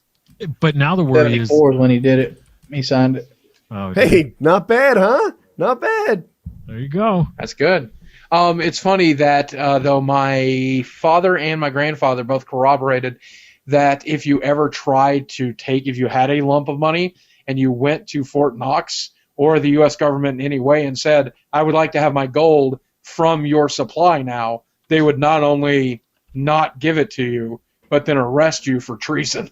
Like they're like, well, that's something you would never do, but we all believed that. And then eventually they're just like, well, look, if it's going to be a belief system anyway, let's just be a belief system. But they would turn you away and they'd be like, well, there are plenty. It's a standard price. You can't charge more or less for gold. It's always the exact price everywhere. So just go buy it from a retailer, you know? And so, I mean, it was always that way. You'd never actually go to Fort Knox and, you know. You just get it somewhere else. Well, that's awesome. Well, I'm happy for you. Every so often we have a guest who's got something cooking that's just, a big deal, and I'm happy for you. We all know you're both in the patron bucks. What do you like? What's the stupid thing maybe that you blow money on? Like home gym stuff, video games, electronics. Like what's your dumb thing that you spend way too much on? Oh my God. I guess this Bitcoins is probably the worst thing. Can we talk about Bitcoin for a second? Here's the thing. I am in the world of finance. I'm a bigger asshole than Neil Tyson deGrasse, right? And the reason is this. Wait. Okay. Neil Tyson deGrasse? Oh, NTD. What's his real name? Somebody help me. It's Neil Tyson the grab ass. That's I stand corrected. All right. So the thing is this. He has this idea that most people in the world are not scientifically literate, right? We're all familiar with whether you're literate or not, you can read. But whether or not, basic science is like a lot of people don't. He'd probably call me scientifically illiterate. There's just too much I don't know about the basics of this and that. And he can be a bit of a pompous ass when he looks at movies and says, you know what? Icicles would never stack that high. They just have not enough density for strength. The maximum height of an icicle is 100 feet. Or whatever the fuck he would say. And it's like, oh yeah, thanks for ruining the movie for me that you're so smart. I have that inside me on finance, right? So I have 2 undergrad degrees. One is this business computer thing, and the other is accounting. And my observation is that it seems like most of the world is financially illiterate. So when I hear these guys claim with wicked confidence that the stock market is about to do this or that Bitcoin is about to do that, Bitcoin's going to 100 grand, I guarantee it. Like you are just making shit up, but you're so confident. So it's not that I'm rooting for anyone to lose money, quite the opposite. It's just that I feel like the guys who acted like I was stupid for thinking that 14 grand was high are getting this is don't where worry, I get my comeuppance. We're getting our desserts. For those of us who don't follow Bitcoin, what's it worth now? Like what's 3,500. 3,500. Yeah. Oh shit! You're totally right. My dad was a stockbroker my whole childhood, and that guy, like, he makes money with his money. So anytime I have any questions about money, I call him. When I was a teenager, he would ask me about tech stocks, and every time I gave him my opinion, like after a couple opinions of mine, he came up and said, "Hey, Dick, I'm never asking you for your opinion about tech stocks again because you're always fucking wrong." I'm like, yeah, and that continues today. Like, I don't know how you guys do it, but I look at the market and I'm like, well, fuck, I guess I gotta buy now. And the next week I ask him and he goes, no. I'm like, what? How'd you know that? Next week, Have you lost a good bit on Bitcoin? No, because I got in early, but yeah, because I didn't get out at the peak. So yeah, it's stupid. It's fucking stupid. I did a stupid thing with Bitcoins. It's hard. This is Bitcoin or stocks or whatever. At the peak, looks like the time to stay in. Enthusiasm is never higher than it is right before the crash. Everyone is just, it's riding up. It's up. You've never thought you've been smarter financially because you've just had this gain. And the opposite is true at the bottom. At the bottom, it looks so ugly. When our next recession or whatever, we'll be talking about horrible job numbers, some this time it's different kind of thing on why this recession is such a big deal. And that's the time to buy, but it never feels like the right time to buy or sell. Yeah. I bet we have a recession in like a year. Like we're due.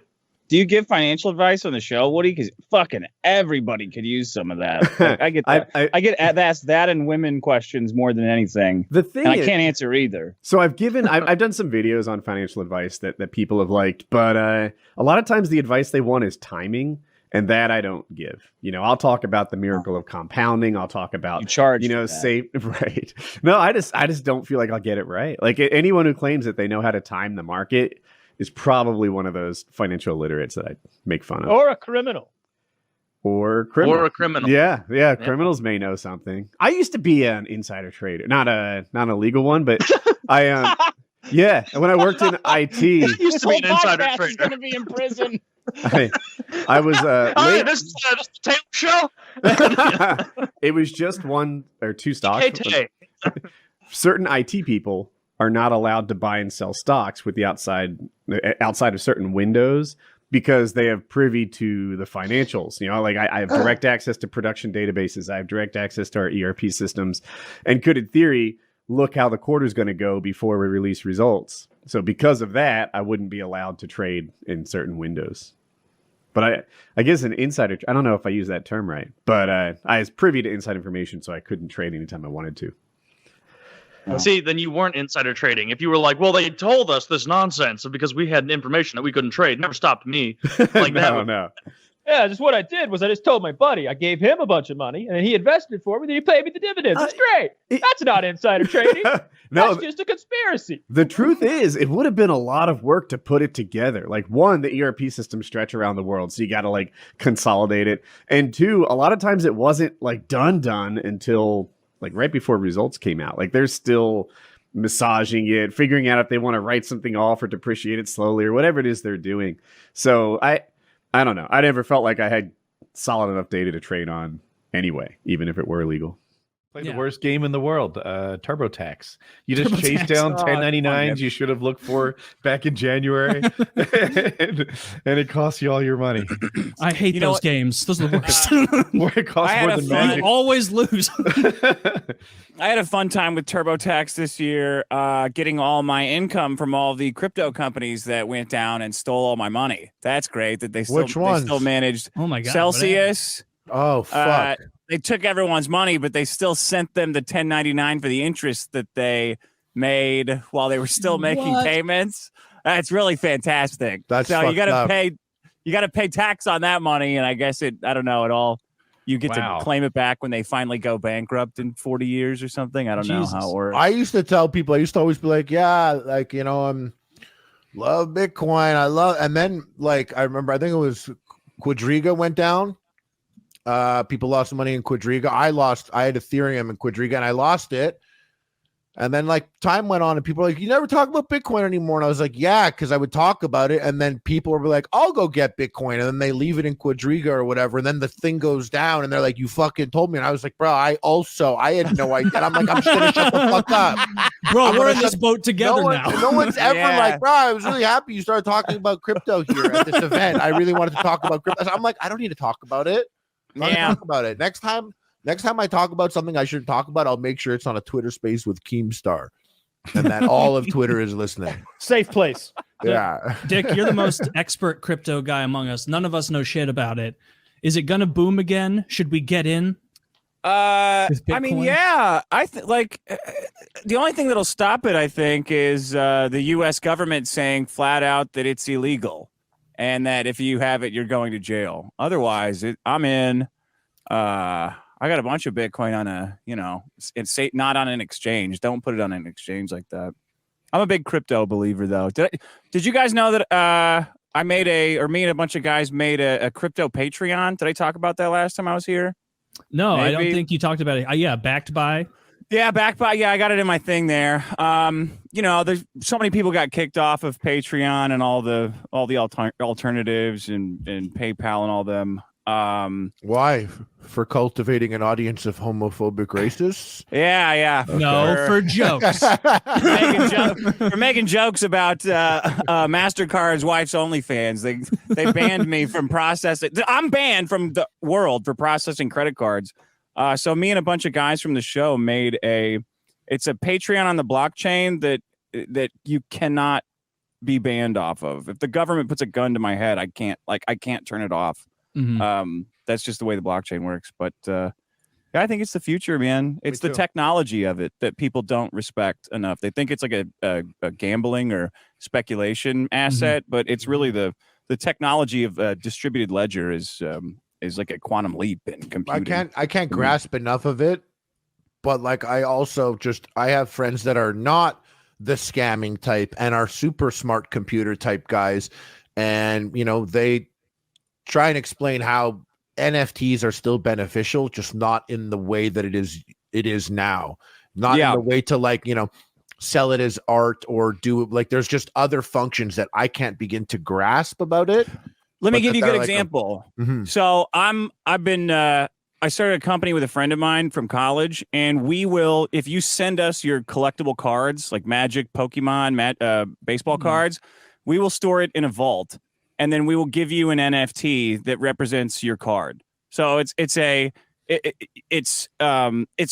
worth whatever the value of the card is because the card's safe. But you can hold it, you can send it to people, you can buy and sell it on our platform. That's like for 2% fees instead of like eBay's 20% fees or whatever they're charging now. It's and it's the right to the card itself also. Yeah, so if somebody in 20 years comes to us and says, "Here's my NFT, give me my card back," we're like, "Well, there it is." Like cool. Here's your card. See the pictures behind me. It's like a valet slip. Yeah, these are all numbered. They're not just like a Walmart thing. It's signed by the guy and it says like 1 of 20 or 1 of 25. And so I instantly recognized how the collector's aspect of NFTs. I just thought that it kind of got drowned out by Bored Ape or whatever, phase members were pushing. A scam. Exactly. Like propped up by VC companies who are just like giving them to celebrities and not telling anybody that nobody's buying this shit. It's all like bots. Exactly. And then people think that they're like, oh, NFTs. Now you say NFT and people are instantly turned off when I want a silly monkey smoking a cigar when I hear it. Exactly. I think of I think about gamer YouTubers that jumped in to make money off selling it or whatever. And I just always, I wanted to see more of the progression of it, but I feel like it's mainstream stunted now because the mainstream thing is that NFTs are scams. It's a scammers thing. That's what scammers do. Crypto's for scams. All these coins are bullshit.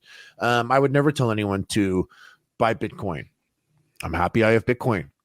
Yeah, I believe in Bitcoin, I don't think you should buy any. So if you buy any and something bad happens, you're a fucking idiot, bro. You listen to the bacon guy on the internet.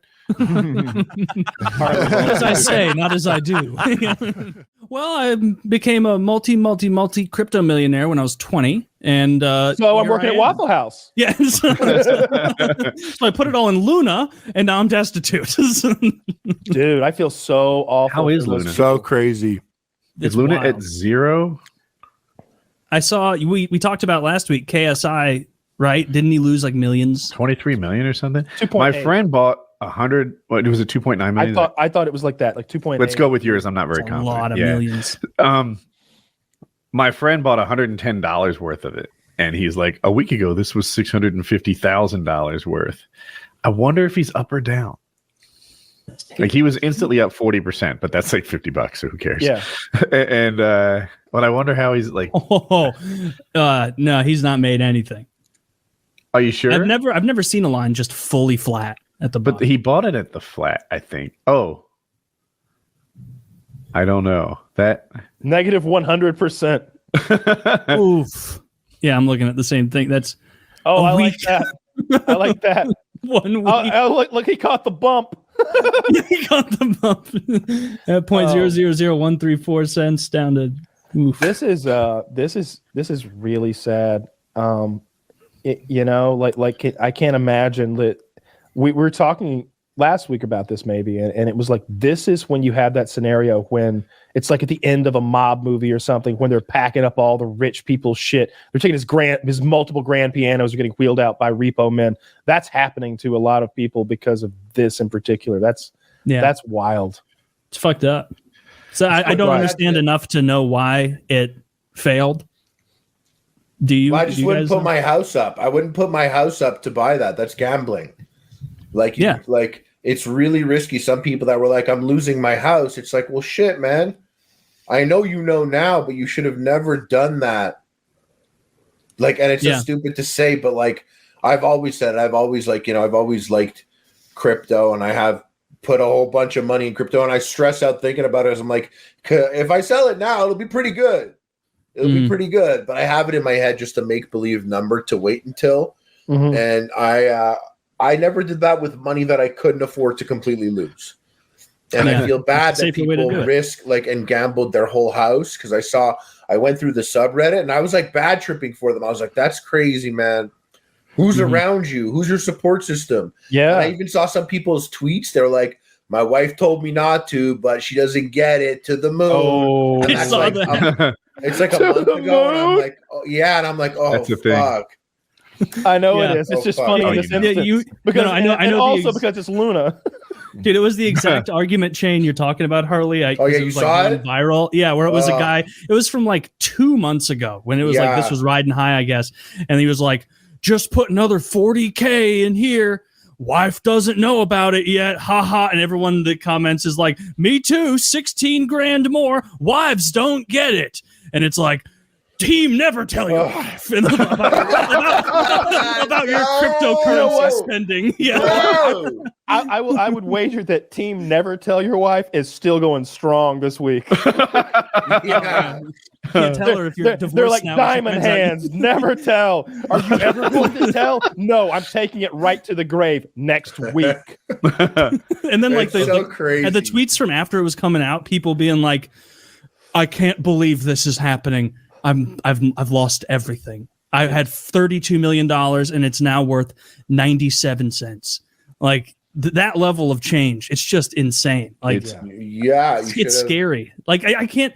Like I get what you're saying, Harley, but I see why people would be tempted because and I saw other people like online being like, I put in like 10 grand in Luna and I don't know to keep holding. This is like as it was falling, I'd be happy with like a 2x return, and it's like, then you've never invested anything, dude. Like you'd be happy with a 2x return on something you put in 2 weeks ago. Like if that was your mindset going into this, like you've been doomed from the start, man. That's risky. People go. No, I feel like a crypto idiot, right? I'm convinced they're all going to do this. They're all worthless, non-money, not backed by anything, only have value because someone else will pay more. And it's easy to say that right now during the dip. Maybe a smarter man would be buying right now. I don't know. Like I've obviously lost opportunities to make a ton of money in crypto by staying away from it. I've lost opportunities to lose a ton of money too. Well, I was a firm believer that like the people that made big money off Bitcoin, like I was like, you kind of had to be like a crazy asshole, or like you got lucky and forgot you had it for an extended period of time. Because if you bought Bitcoin for $1 and you had like 100 and it went up to $1,000, you're kind of fucked up if you didn't sell it then. Like if you bought it for $1, you can get $100,000 and it was like literally cost you like $10 and you don't take the $100,000. It's like, bro, are you crazy? Are you a crazy person? But maybe you weren't. Maybe you forgot. Maybe you lost your hard drive. Maybe, but I feel like a lot of the big Bitcoin winners were just people that are like, oh shit, I still have that? What's it worth now? What? Are there any? Is it still possible to be a big Bitcoin winner? This is a very volatile thing that goes wildly up and wildly down, and is at 30,000 right now. Can you make a lot of money buying Bitcoin at 30,000?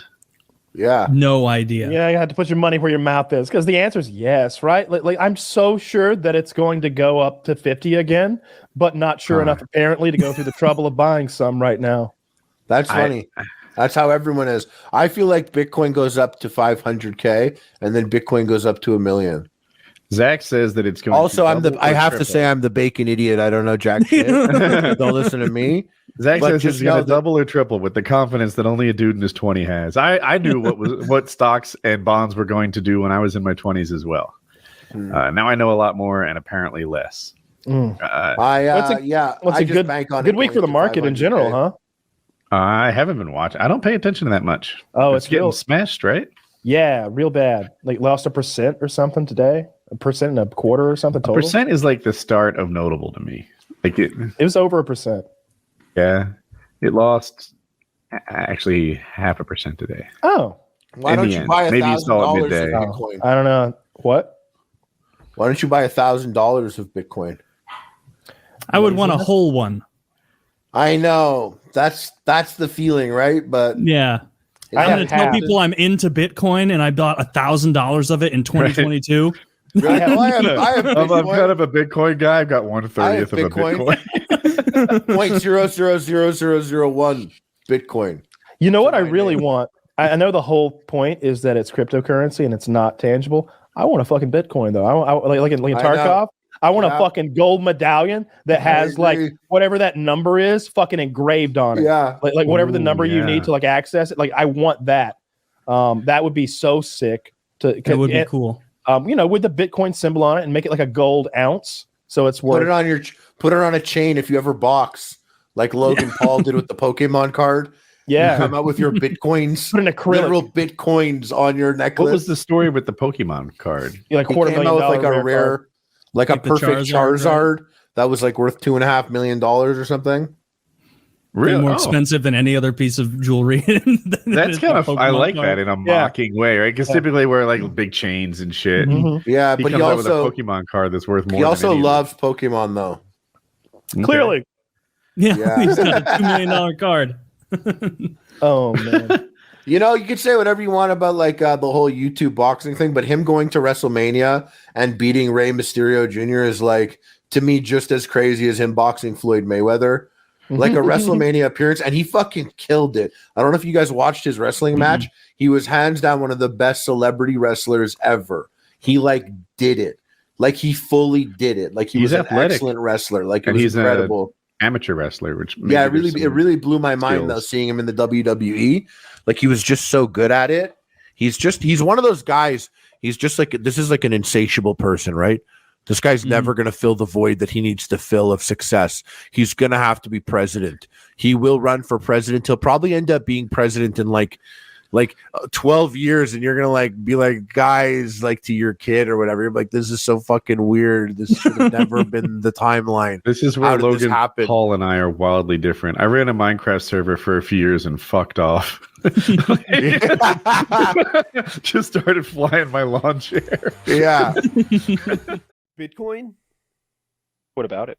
Oh, Bitcoin. I have a silly. So I've never bought a Bitcoin. I've never bought a Litecoin. Is that what the other one's called? Yeah. Yeah. So I'm not really an active investor in these things, but I'll try to explain it. Right now, United States currency is really only backed by your faith in United States currency. That's the thing.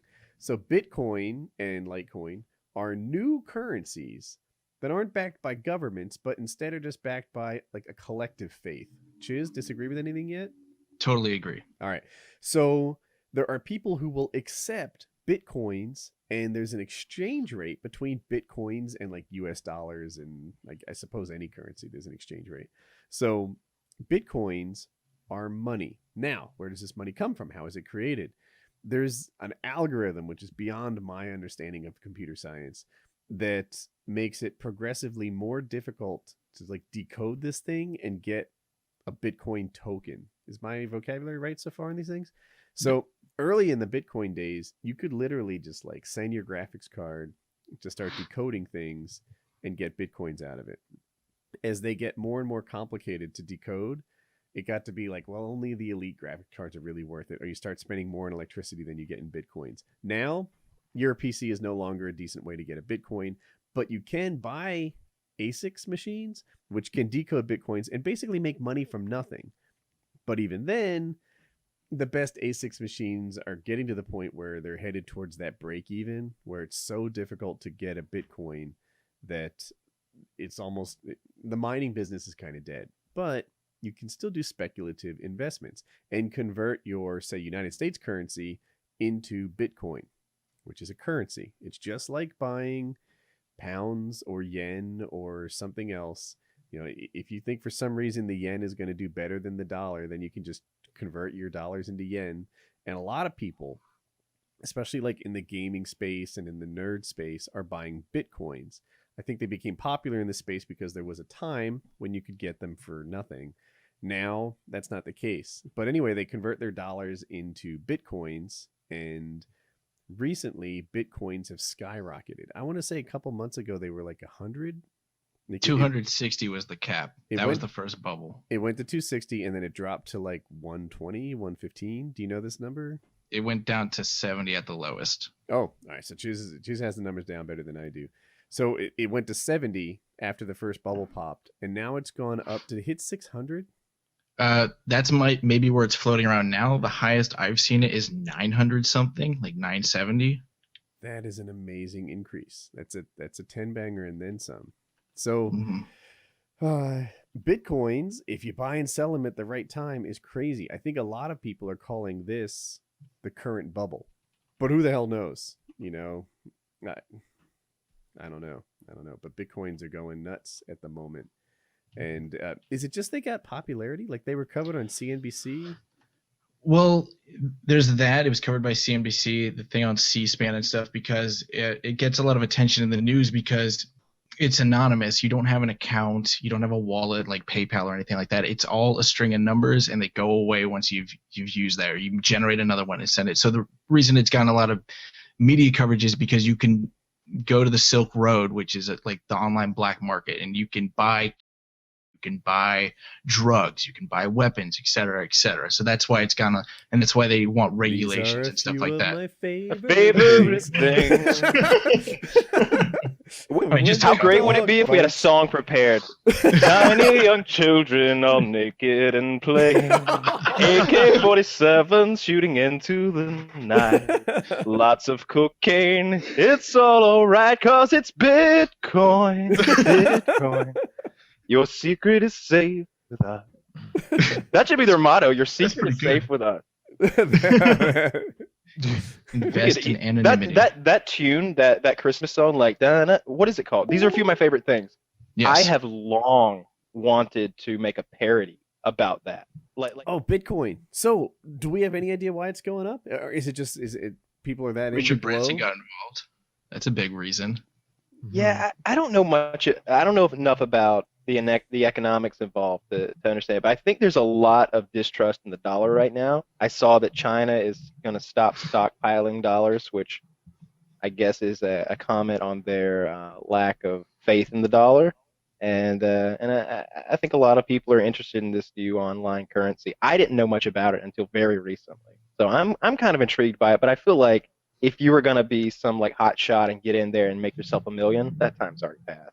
Like some sort of currency not manipulation, but taking advantage of that happens, and that's a big problem behind it. Yeah, but I wouldn't. I'm saying that sounds illegal, so I wouldn't have been down for any like manipulation. Williams, but if there was a situation where like your microphone. If there was a situation where $5,000 worth of Bitcoins were going to be worth $6,000 worth of anything I want, we're going to be transferable to $6,000 worth of product. Of course you're a Bitcoin man. Right. Of course, then the bottom falls out. You lose everything you have to fucking Bitcoin, and nobody in the real world even knows what you're talking about when you're when you're crying. And that's one of the things is they say, why isn't Bitcoin being accepted more widely? And my rationale is like, okay, yeah, technically, currency like the United States and a lot of currencies in the quote first world aren't really backed by anything physical, but really just a collective belief and faith in the idea of the United States, the economy as a whole, which is, and Bitcoin is just a smaller version of that, really. But you know what? The federal government prints the money in the United States, and they insure my bank accounts and everybody's bank accounts to a certain extent. And if somebody robs your bank, or there's an accounting error or something like that, and your money gets wiped out of your account without your knowledge, you have recourse to get that money back. And the federal government, will say, here's your money back. Here it is. The government of the United States don't print the money. The Federal Reserve does. Oh, the government gets loans from it. Treasury. And the FDIC certifies $100,000. It's 250. It's 200,000. Yeah. It's 100,000 where my bank's at because I have a big old gold plaque on this thing. They changed it. When did they change it? It was during one of the bailout measures because people were pulling their money out of banks, fearing that the banks were failing. And they were like, all right, FDIC insurance goes up to $250,000 now. Mm-hmm. This is so they will print more money. They're not going to print more Bitcoin. You didn't go to school for this. Some exchange went in the tank because of I read early on in the life of Bitcoin there was a large somebody was able to just I think the way I understand it's like a cryptographic equation, which is math, but yeah, I'm with you. There was an exploit where people were able to manufacture Bitcoins at will, like boom, boom, boom. Oh my God, completely distorting the market. And there's no real insurance against that. So why isn't Bitcoin like a thing? That's one of the reasons. Let me ask a question. I'm imagining it's a scenario like, if somebody rips you off for some dollars online, there are authorities that you can approach. But if somebody rips you off for Bitcoins, you might have an issue. One of the problems when something happens to you and it's not like a violent crime, when it's something like when somebody stole something from you, like a PayPal thing or something like that, something online especially, it's hard getting local authorities involved with something like that. They're stupid people. They are so ignorant the online world. If you have ever had to deal with your police, these fuckers can't spell YouTube. Like, DDoS attacks, like they have no concept of what's going on there. These people deal with real life like assault cases. And the concept of any kind of like, I guess I'll call it a white collar issue. I don't know what to call it. Cyber issue. It's really when it's an online thing. Yeah, if it's an online thing, the police are just like, that's an online thing. I don't even know why you're online. I don't go online, therefore you shouldn't. If you don't go online, then your problem's solved. I actually have a story about this. I had DDoS attacks about a year ago, and I actually went to so far as going to police. I'm like, dude, I'm getting attacked. I'm getting offline 3 or 4 days in a row. This guy's hounding me. I mean, this is harassment. And the guy goes, well, do you have proof that he's DDoSing you? I'm like, no. And he's like, well, get me proof and I can do something. I'm like, so I got to do your job for you to come here and get this guy who's harassing me, which is a felony in the United States. Like I could show you him DDoSing me, just come back to the house with me. But finding the guy's your job. That's the problem with the online stuff. They're not equipped for that. Yeah, they need to have real comp sci grads in the police. People who understand and can track it down. Like any corporation, any decent sized one, has an InfoSec, an information security department, who can, like, in a heartbeat, figure out who's doing stuff to them, track it down, plug the hole, etc. But the police can't hang with Pepsi, who surely has an InfoSec department who handles this stuff. They can beat you up over a minor traffic violation, though. Who wants to talk Bitcoins? I don't know anything about it. Did you see that the guy? I'll talk Bitcoins before you get to it. I saw that a guy, like, I guess it was $7.5 million hard drive. Oh God, I saw that. I thought it was 4 million, but maybe it's 4 million pound. I'm not sure. Go on. I saw that story, but I also saw where the guy held up a sign at like an ESPN thing, where he's in the background in the crowd, and it said "Send me," and then the symbol for Bitcoins, and then it had one of those things that you can scan with your phone. It had one of those on it. He got sent, I don't know, 17 Bitcoins or something, 20 Bitcoins maybe. Like it was like $24,000 is what it came to.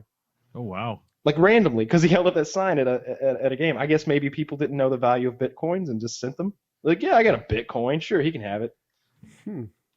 Dude, Bitcoins, for people who don't know, here's the deal. Bitcoin is a new currency. You create Bitcoins by what they call mining. And usually this is using a graphics card or an ASICs card to solve an algorithm, and then you get the Bitcoin out of it. the algorithm gets progressively tougher, so it's more and more expensive to mine. It takes more electricity, more powerful processors, etc. And in the end, you get there's a limited supply of these bitcoins. It's almost like going back to the gold standard because it's more and more difficult to get these things out of the ether. I don't know what you say. You know, it's more difficult to create a bitcoin. Whether a bitcoin has any value is of debate. You know, you could argue that our current currency has no value. It's not backed by gold. It's not backed by anything. It only has value because other people are willing to trade it for stuff. The same is true of bitcoins. Bitcoins only have value because other people are willing to give you real stuff for bitcoins. I just read recently someone bought a Lamborghini with a bitcoin. That's kind of a big deal, you know. So bitcoins, and you can exchange them for cash, but how much cash is up for debate. So for the longest time, bitcoins were just hovering along, doing their thing, growing, but whatever. And they were kind of neat because they were easy to get back in the day, and it was free money. Then the algorithm became tricky enough that it was really difficult to mine them, but their appreciation was amazing. They went from I'm looking at a chart where it's hard to read, but I'm gonna say they went from like $40 to $200 in a month or so, and that was incredible. And then it crashed back down to like 60 or something, hummed along at 100, 150 for the longest time, and you're like, look at that, you know, it's kind of on its path to recovery. From April to November. Sometime in November, it skyrocketed. And don't forget, a year ago, these things were like $10. A few days ago, they were at like $1,200. That is we have Francis again. So that is a gigantic increase. And they've gone from $1,200 back down to $7 something. So it's almost dropped down in half. It looks like a huge bubble has popped in the Bitcoin world, but it looked like that in April too. So what do we think? First of all, I think the math behind it is really cool. I wish I was able to understand it. That's like that to me. That's cool. It's cryptographic in some way. It's like solving the algorithm changes the algorithm to make it harder. I have a master's degree in engineering. I've seen some shit in my day. I do not understand the Bitcoin algorithm. I don't even begin to understand parts of it. It's really, yeah. It's by the way, I'm not because it's so simple. Like I'm clueless. Like you're teaching me things as you go. Yeah, it's insane. But I think the thing that because the argument, I did a video about this, and the question is Bitcoin quote real? Is it a real currency? And I guess, you know, you can split hairs if you want or not. I mean, because you could say, well, is it a currency or is it a money? What is a currency? Anything that exchanged for other things of value is, I guess, technically a currency, even if it's just local. But I think one of the main differences, because a lot of people say, well, why isn't Bitcoin? Bitcoin should be accepted everywhere, blah, blah, blah. Well, here's the thing. The United States currency isn't backed by anything. Bitcoin isn't backed by anything. So stop saying that the Bitcoin not being backed by anything makes it illegitimate. But well, first of all, you know, there's kind of the United States to secure the U.S. dollar. That's like a thing. And when I go to a bank and I deposit money into it, up to $150 or $250,000 now. $250,000 now. Yeah. The FDIC, the federal government, insures that bank account. Insures it. It says you will have this. Of course, if you spend it, goes away. But if outside of your control, if the bank gets robbed or whatever, you're still entitled to that money. We will give it to you because we print the damn money. Now, the thing I think what people don't, or what I guess the conclusion that I like to draw is that Bitcoin isn't money. It's a currency in the fact that, you know, defined currency, it's exchanged for things of value. Okay, it's a currency. But it's not money, because money is a medium of exchange, and Bitcoin isn't a medium of exchange. It's not widely accepted enough. You cannot express. Some guy just bought a Lamborghini with it. Right, but what did you Only do? one. What did you do today? What did I do today? What did you do? You worked on your Minecraft channel. I woke Minecraft up. I worked server. on my Minecraft server. We made some improvements to Spleef. The scoreboard's all fixed now. I went to lunch with Jackie. I came back and worked at it until PKA. Okay, how many Bitcoins was that worth? I have no idea. When you worked at Cisco, how many hours did you work a day at Cisco? Or you were salaried? We'll say 8 to 10 how did you hours a day. express your work in Bitcoins? The idea of a medium of exchange is that it takes us away from the barter system. It's like, well, I remodel your kitchen, and you've got here's 4 chickens and a cow. It's like, well, I don't need 4 chickens and a cow. I want something of value, and so that's the reason point of the money, right? And so Bitcoin isn't that. It's not that yet, and I don't think it really is, because the only time I've seen Bitcoin, and this is the other issue I've had with it, the only reason I've seen Bitcoin is people talking about how much it's worth in other money. Is that people say, oh, you should care about Bitcoin. Well, why? Because it's worth $1,000. Oh? Well, shouldn't I be worried about, or shouldn't I care about what a Bitcoin can buy and not what it's worth in another currency? It seems to me that it's a lot of people are in my imaginary threshold and completely arbitrary threshold. Too many people are using it as a means to get other currency in order for Bitcoin to be considered any like a legitimate money system. It's a hard thing to wrap your head around with something like that. I saw an interesting post on Reddit the other day, and it basically went like this. It was, if I own a gold mine and I know I can tell you without a doubt how much gold is in that mine before it is mined, do I really have to mine it? If you think about it, no, you don't. You could just say, I've got 800 pounds of gold. It will cost $100,000 to mine. Therefore, this mine is worth X amount of money. Who needs to take it out of the ground? What are you going to do? Slap a gold bar down on the table somewhere? Just sell the rights to the mine and it's done, right? Good point, I guess. I don't know. Oh, that guy that bought the Lamborghini, did he just get it for half price? It's so volatile. I have a Bitcoin strategy. I'm going to break even on it, guaranteed. Yeah, I'm not buying it. Definitely. Right. It's one of those things. It's time machine material. It's like, if only I knew. There's a I remember somebody in 2010 telling me, or I think it might have been later than that, but in that neighborhood, that I should be mining Bitcoins. And I'm like, I don't even know what you're talking about. That sounds like a scam. You're an idiot. Man, if only we had done it. Dude, there's a company right now that wants to give me parts to build a PC. And I'll make a PC building video. I'll teach people about the company and maybe something about putting together a PC. This should be good for everybody. I was thinking maybe I'll do like some 4-way SLI. I don't think it's called SLI. Crossfire Bitcoin mining machine. I like that. But isn't there something you've got to work out? Like, it's to the point now where people have to work out how much they're burning in electricity, like how much the electricity actually costs to run it, and they've got to do the math on that and be like, okay, now I'm able to make serious money on Bitcoins. Yeah, did you do that, Woody? There's websites that help you with it. I'd go solar power with this. Woody's hooking up a bike. There we go. That's perfect. Wings. We're gonna get you a bike. Wings is gonna Bitcoin mine with an electrical generator. Right. You are going to create the electricity. I didn't like this idea when Kyle pitched it to me. It was a great idea. It still is. Kyle wanted me to hook a monitor up. And the only way I could play Ghost was to keep that monitor powered to bike power. Yeah, that way, because if you hook the generator up to your Xbox, your internet connection, anything like that, then as soon as you stop pedaling, the game's over. But if you just connect it to the monitor, game keeps going. Your ability to play just decreases because I like that idea a whole lot. That's a good plan. That's a good plan until your bad ass has to do it. It's easy to do too.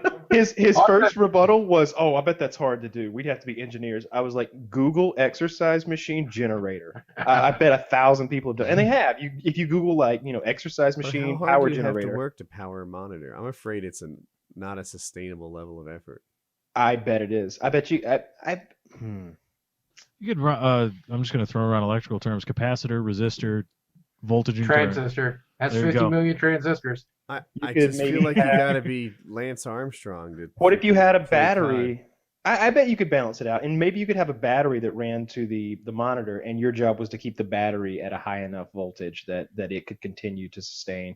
There would be some way to make it work. I bet it could be done. There's an EE out there that's probably watching this video that's like, oh, I've already drawn it up on a napkin. Here you go. Here's a perfect way to Exactly. I'm telling you, if you Google it, it's right there. How about They've done it. Draw it up on the napkin, build it, and send it to me, and I'll do videos on it. The guys who don't have a TV crew to watch them sit there and like dig for gold, they're like, fuck. There's no way to make it in the actual gold business. You gotta have an audience for this shit. This is performance art. This is not real mining. Like, I'm a seventh generation gold miner, and my family probably should have stopped this about 4 generations ago. Yeah. Got into plumbing or something. Yeah, that would have been much better than like, hunting for gold. Can you imagine like going to a bar in a local area there, and you're all dirty, and you got shiny tipped fingers or whatever, and you have to explain to a girl like, "Oh no, I hunt for gold for a living."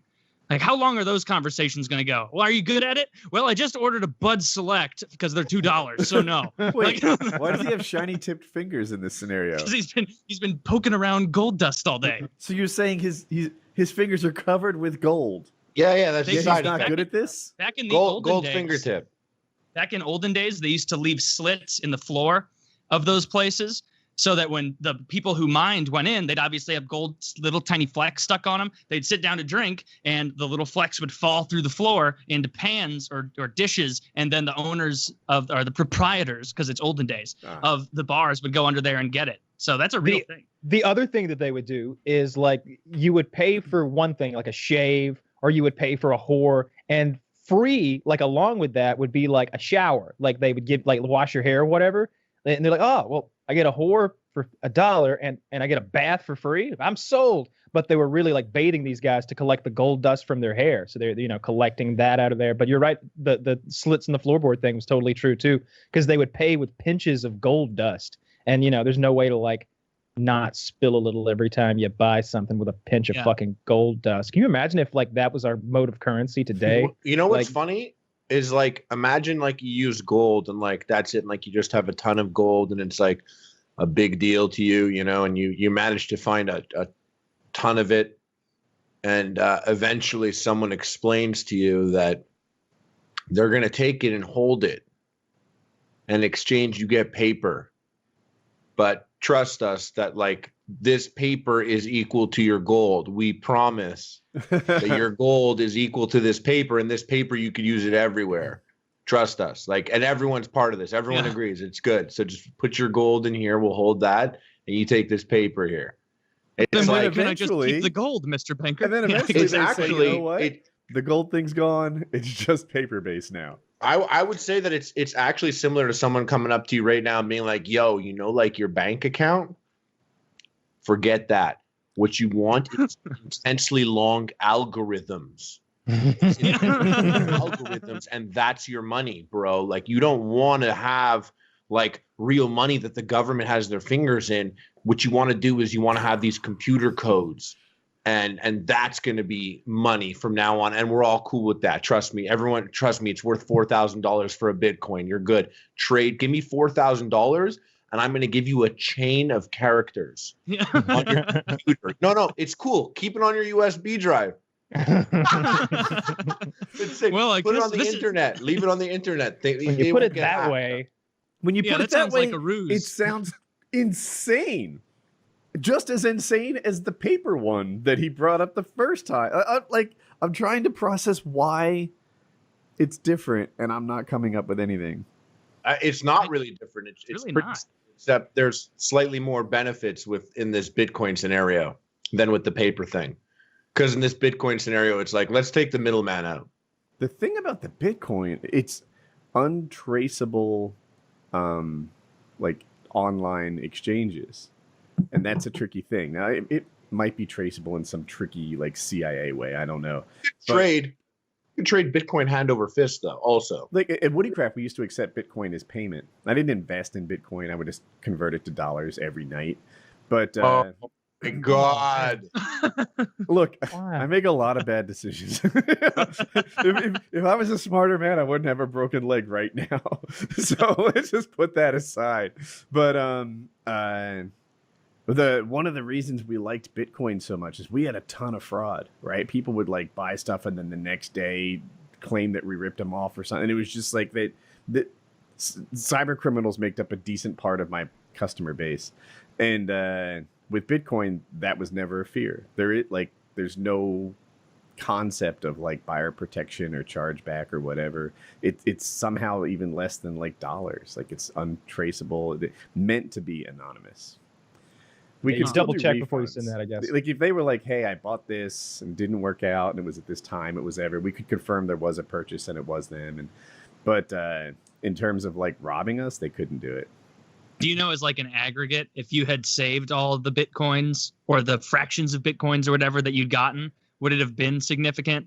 Like a significant number? That's not fun to calculate. Don't do that. I mean, we're talking about 4 digits, like not life-changing or anything. Oh, okay. Yeah. Wait, 4 digits what? In dollars. Of profit. Like if he kept the bits instead of transferring them to dollars, he'd have $8,000 more to his name or something like that. Something like That's not nearly as intense as I was imagining. But percentage wise, it's considerable. In the last 5 years, it's gone from like $150 to $4,000. So like, do we need like if you had it like 5 years ago and you were like and you had like $250 of a Bitcoin, like that $250 is worth 4,000 now. So like I still just don't get it. Like I don't understand what it outrageous. is and how you get it. It would be from, I remember. We're not going down that road again. No, we're not again because I'm not going to get it. It's not even worth it. You don't even want to know. Since you don't even want to know. I already know. It's tripled since 2014. So some guy bought a pizza or online. I heard with like a bunch of Bitcoin and that equal like $20 million today or something. That's crazy. Man. But yes, I bet he regrets that pizza. Not many people had Bitcoin, so we didn't. Most of our sales were in PayPal. That's where the. And of course, there's that guy in the UK who threw away a hard drive with I remember many that bits on it, and like he looked for it for a long time. But every year that passes, it's like maybe we should go look some more. Right? Like maybe we should hire some people to help us look. Like those gold digging, gold mining. Those toothless gold diggers should be looking for that. To me, it's like the people who find sunken treasure ships and shit. Like it's a waste of time to find a ship when gold's at like 100, but when gold hits $2,000 an ounce or whatever it is, it's fucking ships ahoy. I don't know. I remember say. Ships ahoy. Not too long ago, some guys. That's what people say. You got it. Some guys found like some Spanish doubloons or something off the coast of Florida in like waist deep water or something like that. And I don't remember the figures, but it was like $20 million worth of gold or some shit. And they immediately go to the government and they're like, "Oh, we found this here. U.S. government, you take your cut. Spanish government," and for some reason gets their cut, even though they stole it from the Mayans or the Inca or some shit. Like, right? They just raped the whole civilization to steal that gold. There's no Mayan government left. Right? They'd want their cut too, but fuck them. No Mexico, you get nothing. So they got to, but in the end, they're keeping like 30% of their money. I was like, why the fuck did they not? Who cares if it's a doubloon or whatever? Melt that shit down and go to one of those cash for gold places, right? Like, just cut all of those people out and keep it all yourself. Definitely don't go to cash for gold. Not literally cash for gold, but there are markets where you can go and sell little bars of gold and shit. Oh, that's true. Yeah. I mean, it's baffling to me that they would find doubloons and then go to the government on their own and say, "Hey, we want to give you your cut." It's like, no, they didn't. They didn't know those doubloons were there. They weren't searching for it. They didn't cut or fund your expedition. Taxes on the income.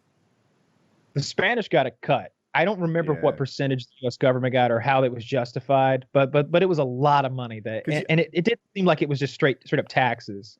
It's been a while. I don't know. If it's straight up taxes, then I'm kind of on board because like I live in a life of like tax evasion and like hoping you don't get like there's a lot of you don't want that. The U.S. government will destroy you. The U.S. But if you find $20 on the ground, you got to report that. Like you found it, you didn't earn it. If you find 20 million on the ground, the dude kick the government their 8 or something, and then for what? For what? And what? What you get in exchange for that are restful, sleepy nights for the rest of your life. You never go to prison. No. See, Woody's right as far as like I'd rather have $3 million or $4 million and know that I'm safe and secure and that nobody's going to be kicking my door down than have 20 million and be waking up every night sweaty like, "Oh shit, are my doubloons safe?" Like I wouldn't want to do that. But the point is to Kyle's point, which I think what you're saying is the fact that you have to pay taxes on buried treasure that you find is an abomination. That takes that's a big middle finger to every single person's childhood in the world. Like that you have to, if you find never did Captain Planet find treasure and go, ha ha, let's talk to the government. You know, no, you just keep it. I'm pretty sure, like where I live, Quebec, Canada, if gambling isn't your means of income, like if you're not like a professional poker player, then your winnings, lottery, and whatnot are not taxable. So in the reverse, in Canada, if you find, I'm pretty sure it probably is under a similar thing that like, you wouldn't get taxed on coming across treasure. And yeah.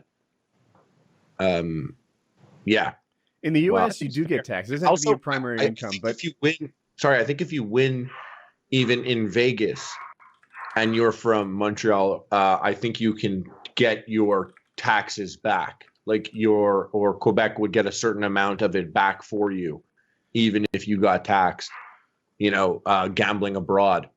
See, I don't like, or wait, you mean Quebec would fund it and take care of it, or they would like bother the U.S. to make them give the money back?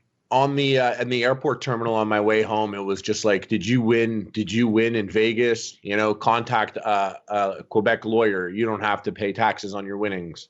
Oh, nice. I wonder if Americans go to Quebec and gamble, do we have to pay taxes there? No, I learned something. You're American, you pay. You always, no matter where you go, no matter what you identify as, no matter what country you end up in, you pay. So this isn't fair. I can't easily Google the Harley thing on Canada, but in the U.S., if you win $1,200, they report you to the IRS and you'll pay on that. So there it is. So anything under $1,200 is good. Okay, this is an area I happen to know a bit about taxes. If you win $1, you're supposed to report that, but at $1,200, they make it so the IRS can check on you, and you have to report it, otherwise you'll get caught. Man, that's like, and that seems like a really small amount, doesn't it? I mean, I've never gambled, so I don't really gamble, so I don't care either way. But it was going to be 1,200. 600 is like the 1099 limit. Like if you earn money through independent, it's 600. So that's what I expected it to be, but I just Googled it. It's 400 in Missouri. Really? Yeah, they really need that money, I guess. Well, $400 goes a long way in Missouri. In certain parts, it does. Yeah. Well, now that we're on tax code, I'm really glad we had it. I took it in this direction. Guys, I had to fuck get the Game of facts Thrones. out there. Let's talk about taxes. We've got 3.5 hours. I know you want a Game of Thrones talk, but I haven't even talked about the IRS class life of farm animals yet. I think a Bitcoin is worth more than an ounce of gold now. Really? Yeah. Bitcoin is a funny Explain to me what it is. Like, where do you get a Bitcoin, and where do you spend it, and on what do you spend it? Like, how does this work? Go? Yeah, I definitely want you to go because I've read the answer 6 times and I can't answer his question. I wish Chiz was here because he's actually an expert on the topic. But I'll say this: it's a new currency. Like all the other currencies, it's really only backed by the fact that people are willing to give you real shit for it. How do you get one? There's 2 ways, of course, like $1, someone can give it to you, but to sort of manufacture it out of thin air, you have to like solve a cryptography problem, so the people use either these dedicated machines or sometimes a graphics card, and they just have it churning away trying to solve a problem. What do you mean a problem? Like sorry to stop you so soon into the explanation. That's so far outside of my depth, but it's something like it's a brute force hack at this thing, and they'll say like, here's the code, and then you have to like keep plugging numbers into that code until you find that you've got the match, if that makes any sense. Since we don't know the specifics, but like the thing is that it requires these really powerful machines doing lots of machine hours cranking at something to finally make one. So there's a lot of invested machine work time, and those machines are expensive. There's a kind of math problem that's easy to solve forward, but hard to solve backwards. And that's the basis of cryptography. And again, there's probably some expert on there going, Woody's half right. But yeah, it's a math problem that's easy to solve in one direction, but not the other. And you have to solve it in the hard way. So you just keep plugging in numbers until you say, aha, it fit the solution that you've given me. And when you do that, now you have a Bitcoin. They're worth something like $1,500. I don't recall, but they are worth real money. At Woodycraft, we used to accept Bitcoin for payment. What do you gain? Like the person, when you gain a Bitcoin, like who is the party that benefited from you using your computer to solve that problem, that equation thing? Like who gave you the Bitcoin in exchange for that work? There are like a couple of like trusted manufacturers of Bitcoins. I know one of them turned out to be dirty and the guy like took all the money for himself. I forget the name. This early in a currency's life cycle? My God, who would have thought? And I can't name which ones are active right now, but there are like authorities who determine that you are actually the first one to have solved this problem, and they grant you the Bitcoin. They don't gain from it. They're just sort of the administrators of this currency. At Woodycraft, we used to accept Bitcoin. I didn't really invest in it because every single day we would convert it to dollars. So some people, they're like Bitcoin enthusiasts, and in hindsight, maybe I should have done this, but Bitcoin enthusiasts hoard their Bitcoins. They keep it thinking that the currency is going to keep going up and up and up. And thus far, it's kind of gone up like stocks do, not in a straight line, but you get these highs and lows. You look at where you are compared to 4 years ago and it's good. So this is so confusing. I just let me just read straight from Wikipedia what Bitcoin mining is, because mining is a record-keeping service. Miners keep the blockchain consistent, complete, and see. It doesn't matter unless you read the three pages. No, you have to click translate to English. Yeah, it should be in the bottom. That's not there. So using the SHA-256 hashing algorithm, which links it to the previous block, thus giving the blockchain its name. So, like I said, it's a kind of math problem that's easy to solve forward and hard to solve in reverse. And they just keep trying and trying. And typically what happens, it's so hard to earn a Bitcoin, you will join a group of people. And now you're on like a team of, I'll make up a number, 2,000 people, 600 people, all trying to solve the same one.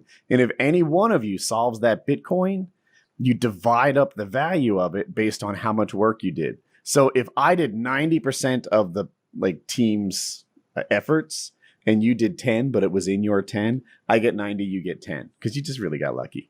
And but the idea is that if we pool our efforts together to solve this thing, then we have a better shot of getting it at all. And my 90% really just means I had more graphics cards, more ASIC units doing it than you did. Gold mining seems much more fun. Honestly, I was just bashing the gold miners. That sounds a lot simpler. Yeah. You go like, just shake it and then it falls. They're like, we dig it out the ground.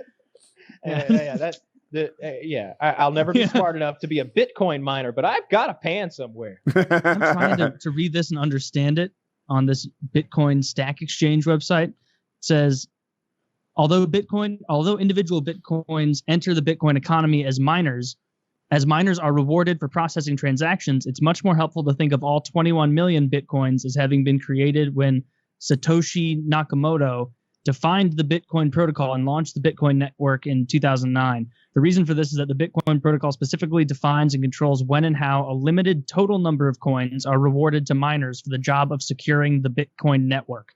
These Bitcoins are really just mathematical tokens, which are very carefully controlled by the network protocol to prevent counterfeiting, theft, etc. By agreeing to use the mathematical tokens as money, the larger Bitcoin community is essentially backing their value and turning them into a currency in the same way traditional African and Asian societies use the money cowrie despite the absence of any central bank. Unlike the money cowrie, there will never be more Bitcoins. They are impossible to counterfeit. They can be divided into as many small pieces as you want, and they can be transferred instantly across whatever. So there's only 21 million of them out there. Let me picture this, because here's how I'm picturing it so it makes sense to me now. I'm imagining he drew an enormous math equation that's difficult to solve. Like just gargantuan on a marker board bigger than you can look at. And within it, if you solved the entire thing, you would have 21 million Bitcoins, because that's the cap. There will never be more or less than that. And since its initiation, people have been slowly solving it and earning from the total amount of 21 million. But there's still very much more marker board to solve.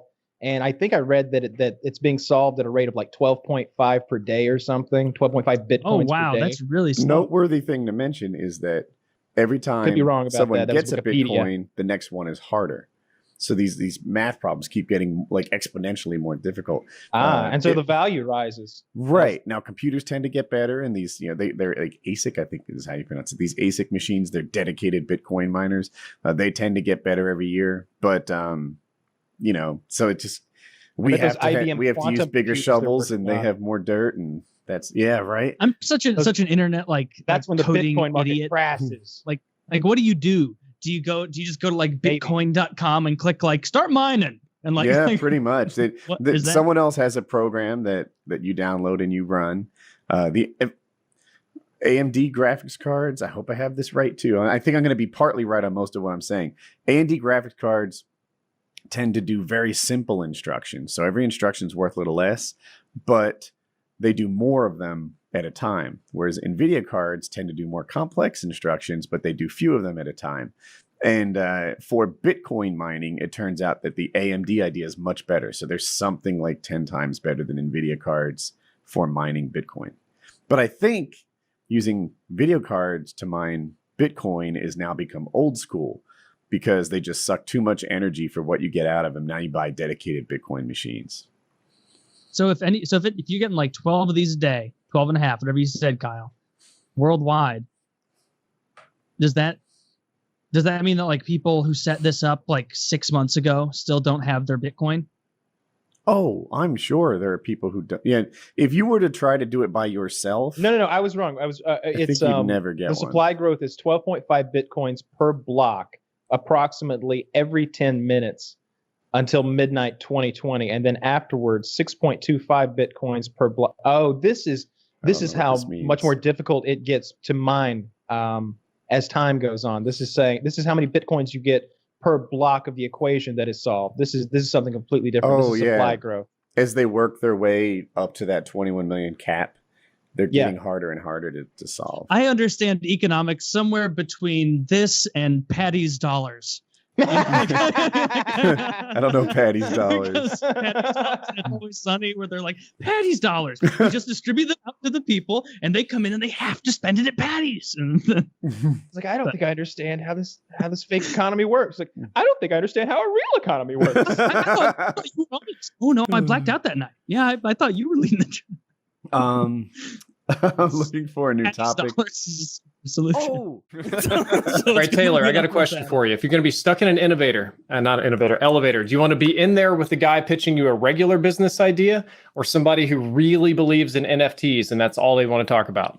Definitely the NFT guy. Unless the original guy is giving me an in. If he's just describing to me a business that's totally viable and I have nothing to gain, it's going to make me like, God damn it, this guy's way smarter than me. The NFT guy, I'll either be like, oh, this guy's bragging about selling NFTs. He's probably a pretty smart guy making money. Mm-hmm. Or it'll be, oh, this guy's bragging about buying NFTs. He's probably a dumbass. But Taylor, blockchain, and don't you know they get registered? No, I don't even know what that means. Dude, I've been decentralizing art. To Warren Buffett talk about Bitcoin lately. Okay, I listened to it, and then YouTube is like, this guy has a passion for listening to Warren Buffett talk about Bitcoin. So I just start watching another and another, like this YouTube videos on Warren Buffett shit. He hates Bitcoin. He fucking hates it. And there's another guy like Charlie Mung or something who's like his partner or lover. I don't know what the fuck he is. He hates Bitcoin just as much. Why'd they say? Basically, it doesn't do anything. It doesn't have any value. It doesn't produce anything. Like if you own stocks, then you own a piece of a company that's making money, that's doing a thing. If you own land, then you're owning like, I don't know, a part of a land that's producing a crop or whatever. If you own Bitcoin, you are literally just, you're owning something that doesn't do anything, hoping that down the road, someone will pay more than you did for it, and it will still not do anything. And I get it, it's currency, that's what currency does, but that's Warren Buffett's argument for it. And because I also don't know why cryptocurrency has value, I'm like, aha, me and Warren Buffett, we think the same. Me and Warren Buffett, 2 peas in a pod. Combined, we're billionaires. You're imagine your YouTube's like all Warren Brent Buffett Gretzky videos. to Wayne. Like, Yeah. Yes. adding you 3 points. You're the 37th richest duo in the world. That like, But yeah, that, so- like I don't know anything. Like I'm in the same boat as you, Woody. I don't really get the crypto thing enough, but like I see a lot of people putting it forward like this is the future of currency. It's a way to get away from centralized government and power. And it's like, but like this is even less tangible than fiat cash. And so it's like, so it is totally dependent on electrical grid and on all these servers and things running. And that confuses me, where it's like, if everything did go down, and it's not going to happen, but if there was a calamitous collapse of power grid structures, food lines, supply chains, if that happened, it's you're like, it's not really worth your anything. phone would still turn on. Well, yeah, but some people think Bitcoin would be more valuable then, because if that happens, maybe the U.S. government doesn't have any value. So what's the next best alternative? That's what See, they would that hit makes you with. sense too. I don't know. This whole thing's like MLM. No It's like electricity. I don't know. And NFTs, I feel like, are the easier one to pick on. Owning the rights to a stupid picture, but other people can still use the picture, but you own the rights to the stupid picture, but not a copyright. Just the flex rights. You own the ability to say that you own it.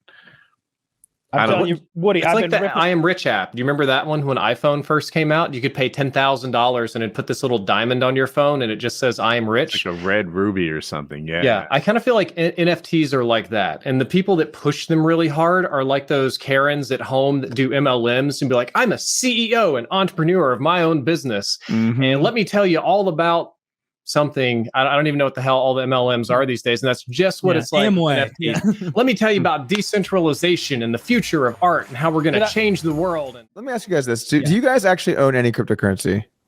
I've got Not half now. a Bitcoin that I bought Not when right Bitcoin now. was at like 10K. So I came on this podcast, told you all that it was going to go up, and then no one cashed in. No one. What's going to decided- happen next? Tell us again. I get over time. This is going to make you money. So let's see. Apparently, I come on here every 3 years. Ethereum is currently 3,100. The next time I come on in 3 years, you can write this down. Take a note. Ethereum will be at least $6,000. I'm going really conservative. It's very likely it'll be 7,500 to 10,000 or more, but it will be at least $6,000. So if you want to double your money in 3 years, this is not financial advice. Yeah. What service do you use to buy all your crypto? Because there's like 2024 and hector us about not having enough crypto. I mean, at least I'll say this. First of all, you're absolutely right. Our friend Harley came on when it was at 10K and pressured us to buy, and that's when I bought half a Bitcoin for $5 Nice. grand. Good job. And So like, I mean, I don't know what's Bitcoin at, like 40 right now. Like it did okay. Yeah, it did you know, I It made a got little up money. to like 70 at one point, didn't it? It was going gangbusters for a bit. It's sitting on its little drivey do and in a safe deposit box, and I'm just going to leave it there. That's what he said. He was like, just put it somewhere. Just leave it there. Leave it there. It's going to be worth so much at some point that you're going to be uncomfortable with it still sitting there. And I'm just like, all right. Well, let's put it in a safe deposit box and we'll just leave it there. And that's what we do. It's the way that I look at it is I think that you want to have a portfolio where you have lots of, and it depends on your strategy, right? So for me, it's more wealth preservation and maximizing my returns is like, it's close, but it's a little bit of a second because I just never want to be poor. But fair. Never own bonds. It's a complete waste of time, especially now they're printing so much money. You're going to lose versus inflation. So you're just dead there.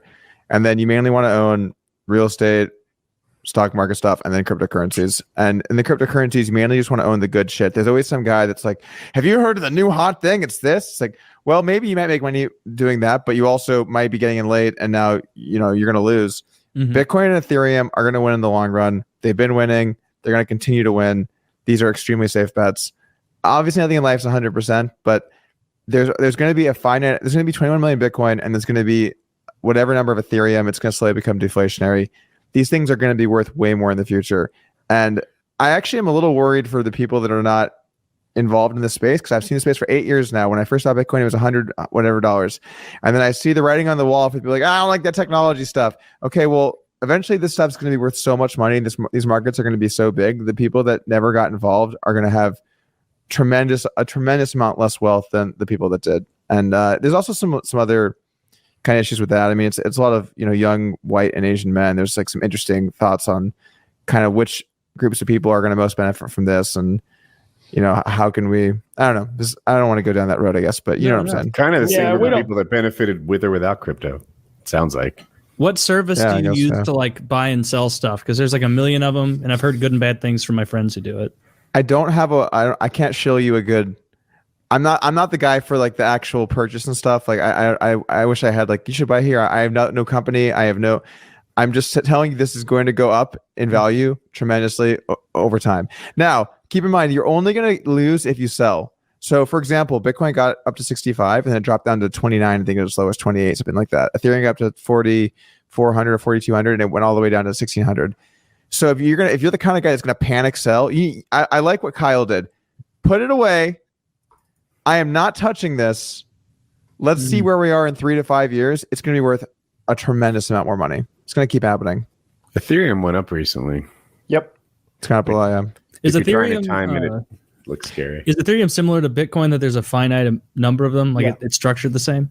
No, Ethereum right now isn't like that, but they're transitioning it to being like that, basically. So it wasn't in the initial design of it, but it's going to become deflationary. I don't want to get too into the specific. Eventually, yes, that will be correct. Okay. Sort of, yeah. Does Ethereum work better as a currency than Bitcoin? They're both not great as currencies because they just got too valuable. I don't think Satoshi, the guy that started Bitcoin, was, one day Bitcoin will be worth $45,000. When he created it, they were worth pennies or nothing, Yeah. And then, oh wow, it got to $1. I never thought this would happen, and now it wasn't meant to be this valuable. People just loved it too much, and it's just grown so fast. So there are solutions. Bitcoin is trying to do different things that make it better, like the Lightning Network, SegWit accounts, things like that they've introduced to try and make it easier to move money at a cheap rate. But it's tough because there's basically this big problem with cryptocurrencies where there's 3 things you want: security, speed, basically your ability to scale, and then decentralization, which means one guy doesn't control the money. And every time you try and get more of one thing, you get a little less of the other. So if you want to have transactions that are really fast, that's cool, but usually they're less secure because they don't have the time to verify everything, right? If you want to have transactions that are really secure, that's great, but now it's going to take a lot longer. And if you have money that you could take back from a hacker, that's awesome. But now what if he does something with your money? Then you're not safe. So there's all these different trade-offs to cryptocurrencies, basically. And who knows who the eventual winner will be, but cryptocurrency as a genre is going to win. And I would just bet on the big players, basically. Are there any other big ones other than Bitcoin and Ethereum, or did they kind of have it cornered? So those are the 2 biggest by a huge margin, to where everything after that becomes a lot more risky, I think. But there will be some other ones that are successful too. But then you're getting more into, I think, some people's opinions and what they think is valuable and things like that, rather than just kind of the important aspect here, which is that cryptocurrency will win. And I hate being the cryptocurrency guy, but I just had to say, just for a moment, guys, 3 years from now, mark it down, Doug, Ethereum will be, I'll give you 2 numbers. 3 years from now, Bitcoin's going to be over 80 and Ethereum will be over 6,000. Well, we'll see how that one plays out. All right. I'll look into some Ethereum. I can't wait 3 years to double my money. You got to do what's better. Do you have any for sure Have you bets? tried roulette? It could go up way more too. I'm just saying I think it'll be at least that price. Bitcoin is below where I sold it. So why are we talking about crypto? Moment in time, I don't feel stupid. You're right. It is, man. 3 things: Star Wars, crypto, and politics. We don't talk about this shit. I didn't know crypto was so dude, we talked about crypto on the show a while ago. I'm getting texts saying, "Hey, I love the crypto part" from other YouTubers. I know. All right. Okay. So I bought at 12, right? crypto. I 1,000? bought across. Yes, and I bought across a couple coins. Okay. My portfolio currently is minus 300 on Ethereum, Litecoin, and Bitcoin. Since you said it was below 3,000, it is now back up to 14.3. Literally, since you started the topic, it was at 14.0. I have 13,976. I'll refresh. It is at Coinbase 14.2. It is still below where I bought it. Why are we talking about this? It literally will change exponentially every 5 minutes. Crypto topic is the dumbest I could shit. stop. I hate it. I'm really sorry. Do you have No, you're fine. It's your show. It's your show. It's your show. Let's talk about the real digital currency, PUBG clothing items. Wait, Kyle, do you want to know the greatest return of all time? Tell me. I bought the pre-order PUBG package for $25. Oh, and then wow. I one case and I got the skirt. I have spent $30 on PUBG and I've netted, if I sold right now, $2,000 worth of profit. Yep. That's the real crypto. It's Is there all a about it. CSGO like economy, or are these all fake yeah. dollars? They're real dollars. The clothing items are they come from crates and stuff, and then there's also some stuff that you can only get with like the early adoption stuff. But the most expensive thing I got the yellow pants. I think they're like $25. What was the Banana Man pants, huh? What was the website called the T Martin Syndicate did? CSGOLotto.com. Lotto, I found that's it, what by it the way. was. I've got to make PUBG Lotto. All I have to do is tell people I own it, and I avoid all the troubles. Part is? PUBG Lotto's already bought. I'm like 95% sure. I'm pretty sure that any major game Lotto. I said that this was the future. Like it's for sale, by the way. 5 months ago.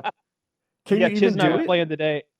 Yeah, it's bro. Everybody's on that meme. There's already a marketplace for it. I guess you could find a way to gamble them. You could do that if you want.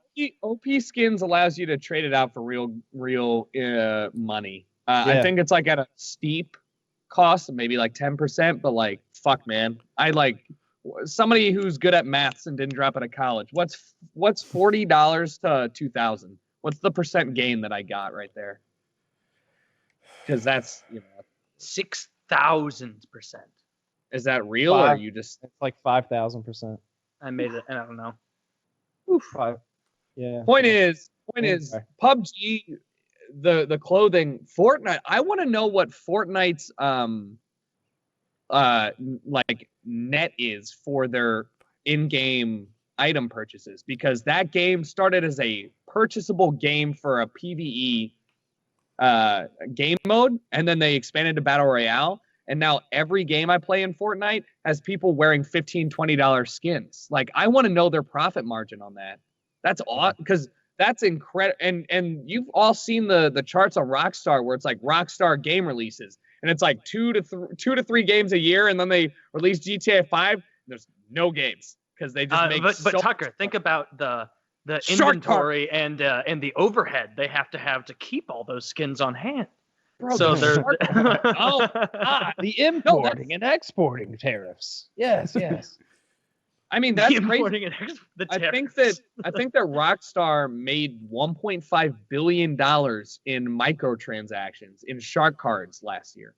Somebody can fact check me on that, but that's like more than GTA 5 made at its purchase price. And that, I gotta say though, we killed those people today, and we both had the full yellow tracksuits, and we were the Banana Man team, and we were super excited about it. We both had the full yellow tracksuits. Yeah, you were rocking it. Yeah, and then I got some shorts off of some dude today. Very excited about that. Had my shorts on my Black Lady character. Yeah. That's very progressive of you. Chiz says that shark cards exceed $700 million a year on a game that was released in 2012. $700 million a year in microtransactions. Why would you ever spend money to make a new game? You're right. Why? Why would you ever? Wasn't the cost of producing GTA 5 like 200 mil or some 250 million? It was high. So why would you ever bankroll a new game when you're making 2 times the cost, 3 times the cost of your initial overhead per year off of the game you already made? Like, it's just insanity. So I agree with you. However, it's a little encouraging that maybe someone else will finance a huge game like that.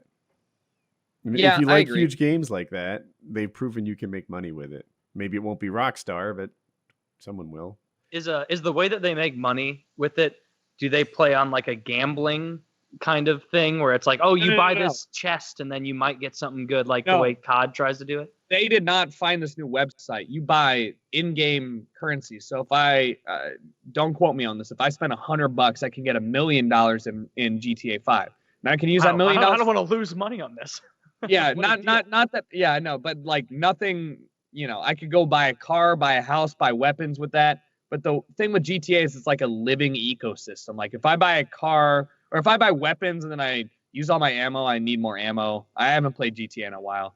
Point is, like, people need to keep re-upping with this money to keep their high baller lifestyle in GTA going. So that's, you know, there you go. It's more of like, it's not like a Call of Duty or like a CSGO thing where it's like pulling the left. After a while, you got to get yourself a GTA job, right? Like you got to start working. Like you're not even playing the game anymore. You just go into like work in the game. Like you're an accountant, like crunching the numbers. I got to be at the burrito stand by 7. Extra sour cream. All right, hey. All right. Oh, God damn, $8 an hour. This is bullshit. Oh, he's leaving a bad Yelp review. God damn it. Honestly, how far are we I'm trying away? to buy a helicopter. How far are we away from people charging money to be like like professional actors in a stream or content space? Super far. We're going in the other direction, right? Just get better AI. No. There's like a very real, and since you guys don't use Twitch, there's a very real push towards VR chat, which is a Vive and I believe Oculus application that it's just like you can hang out. It's like Second Life.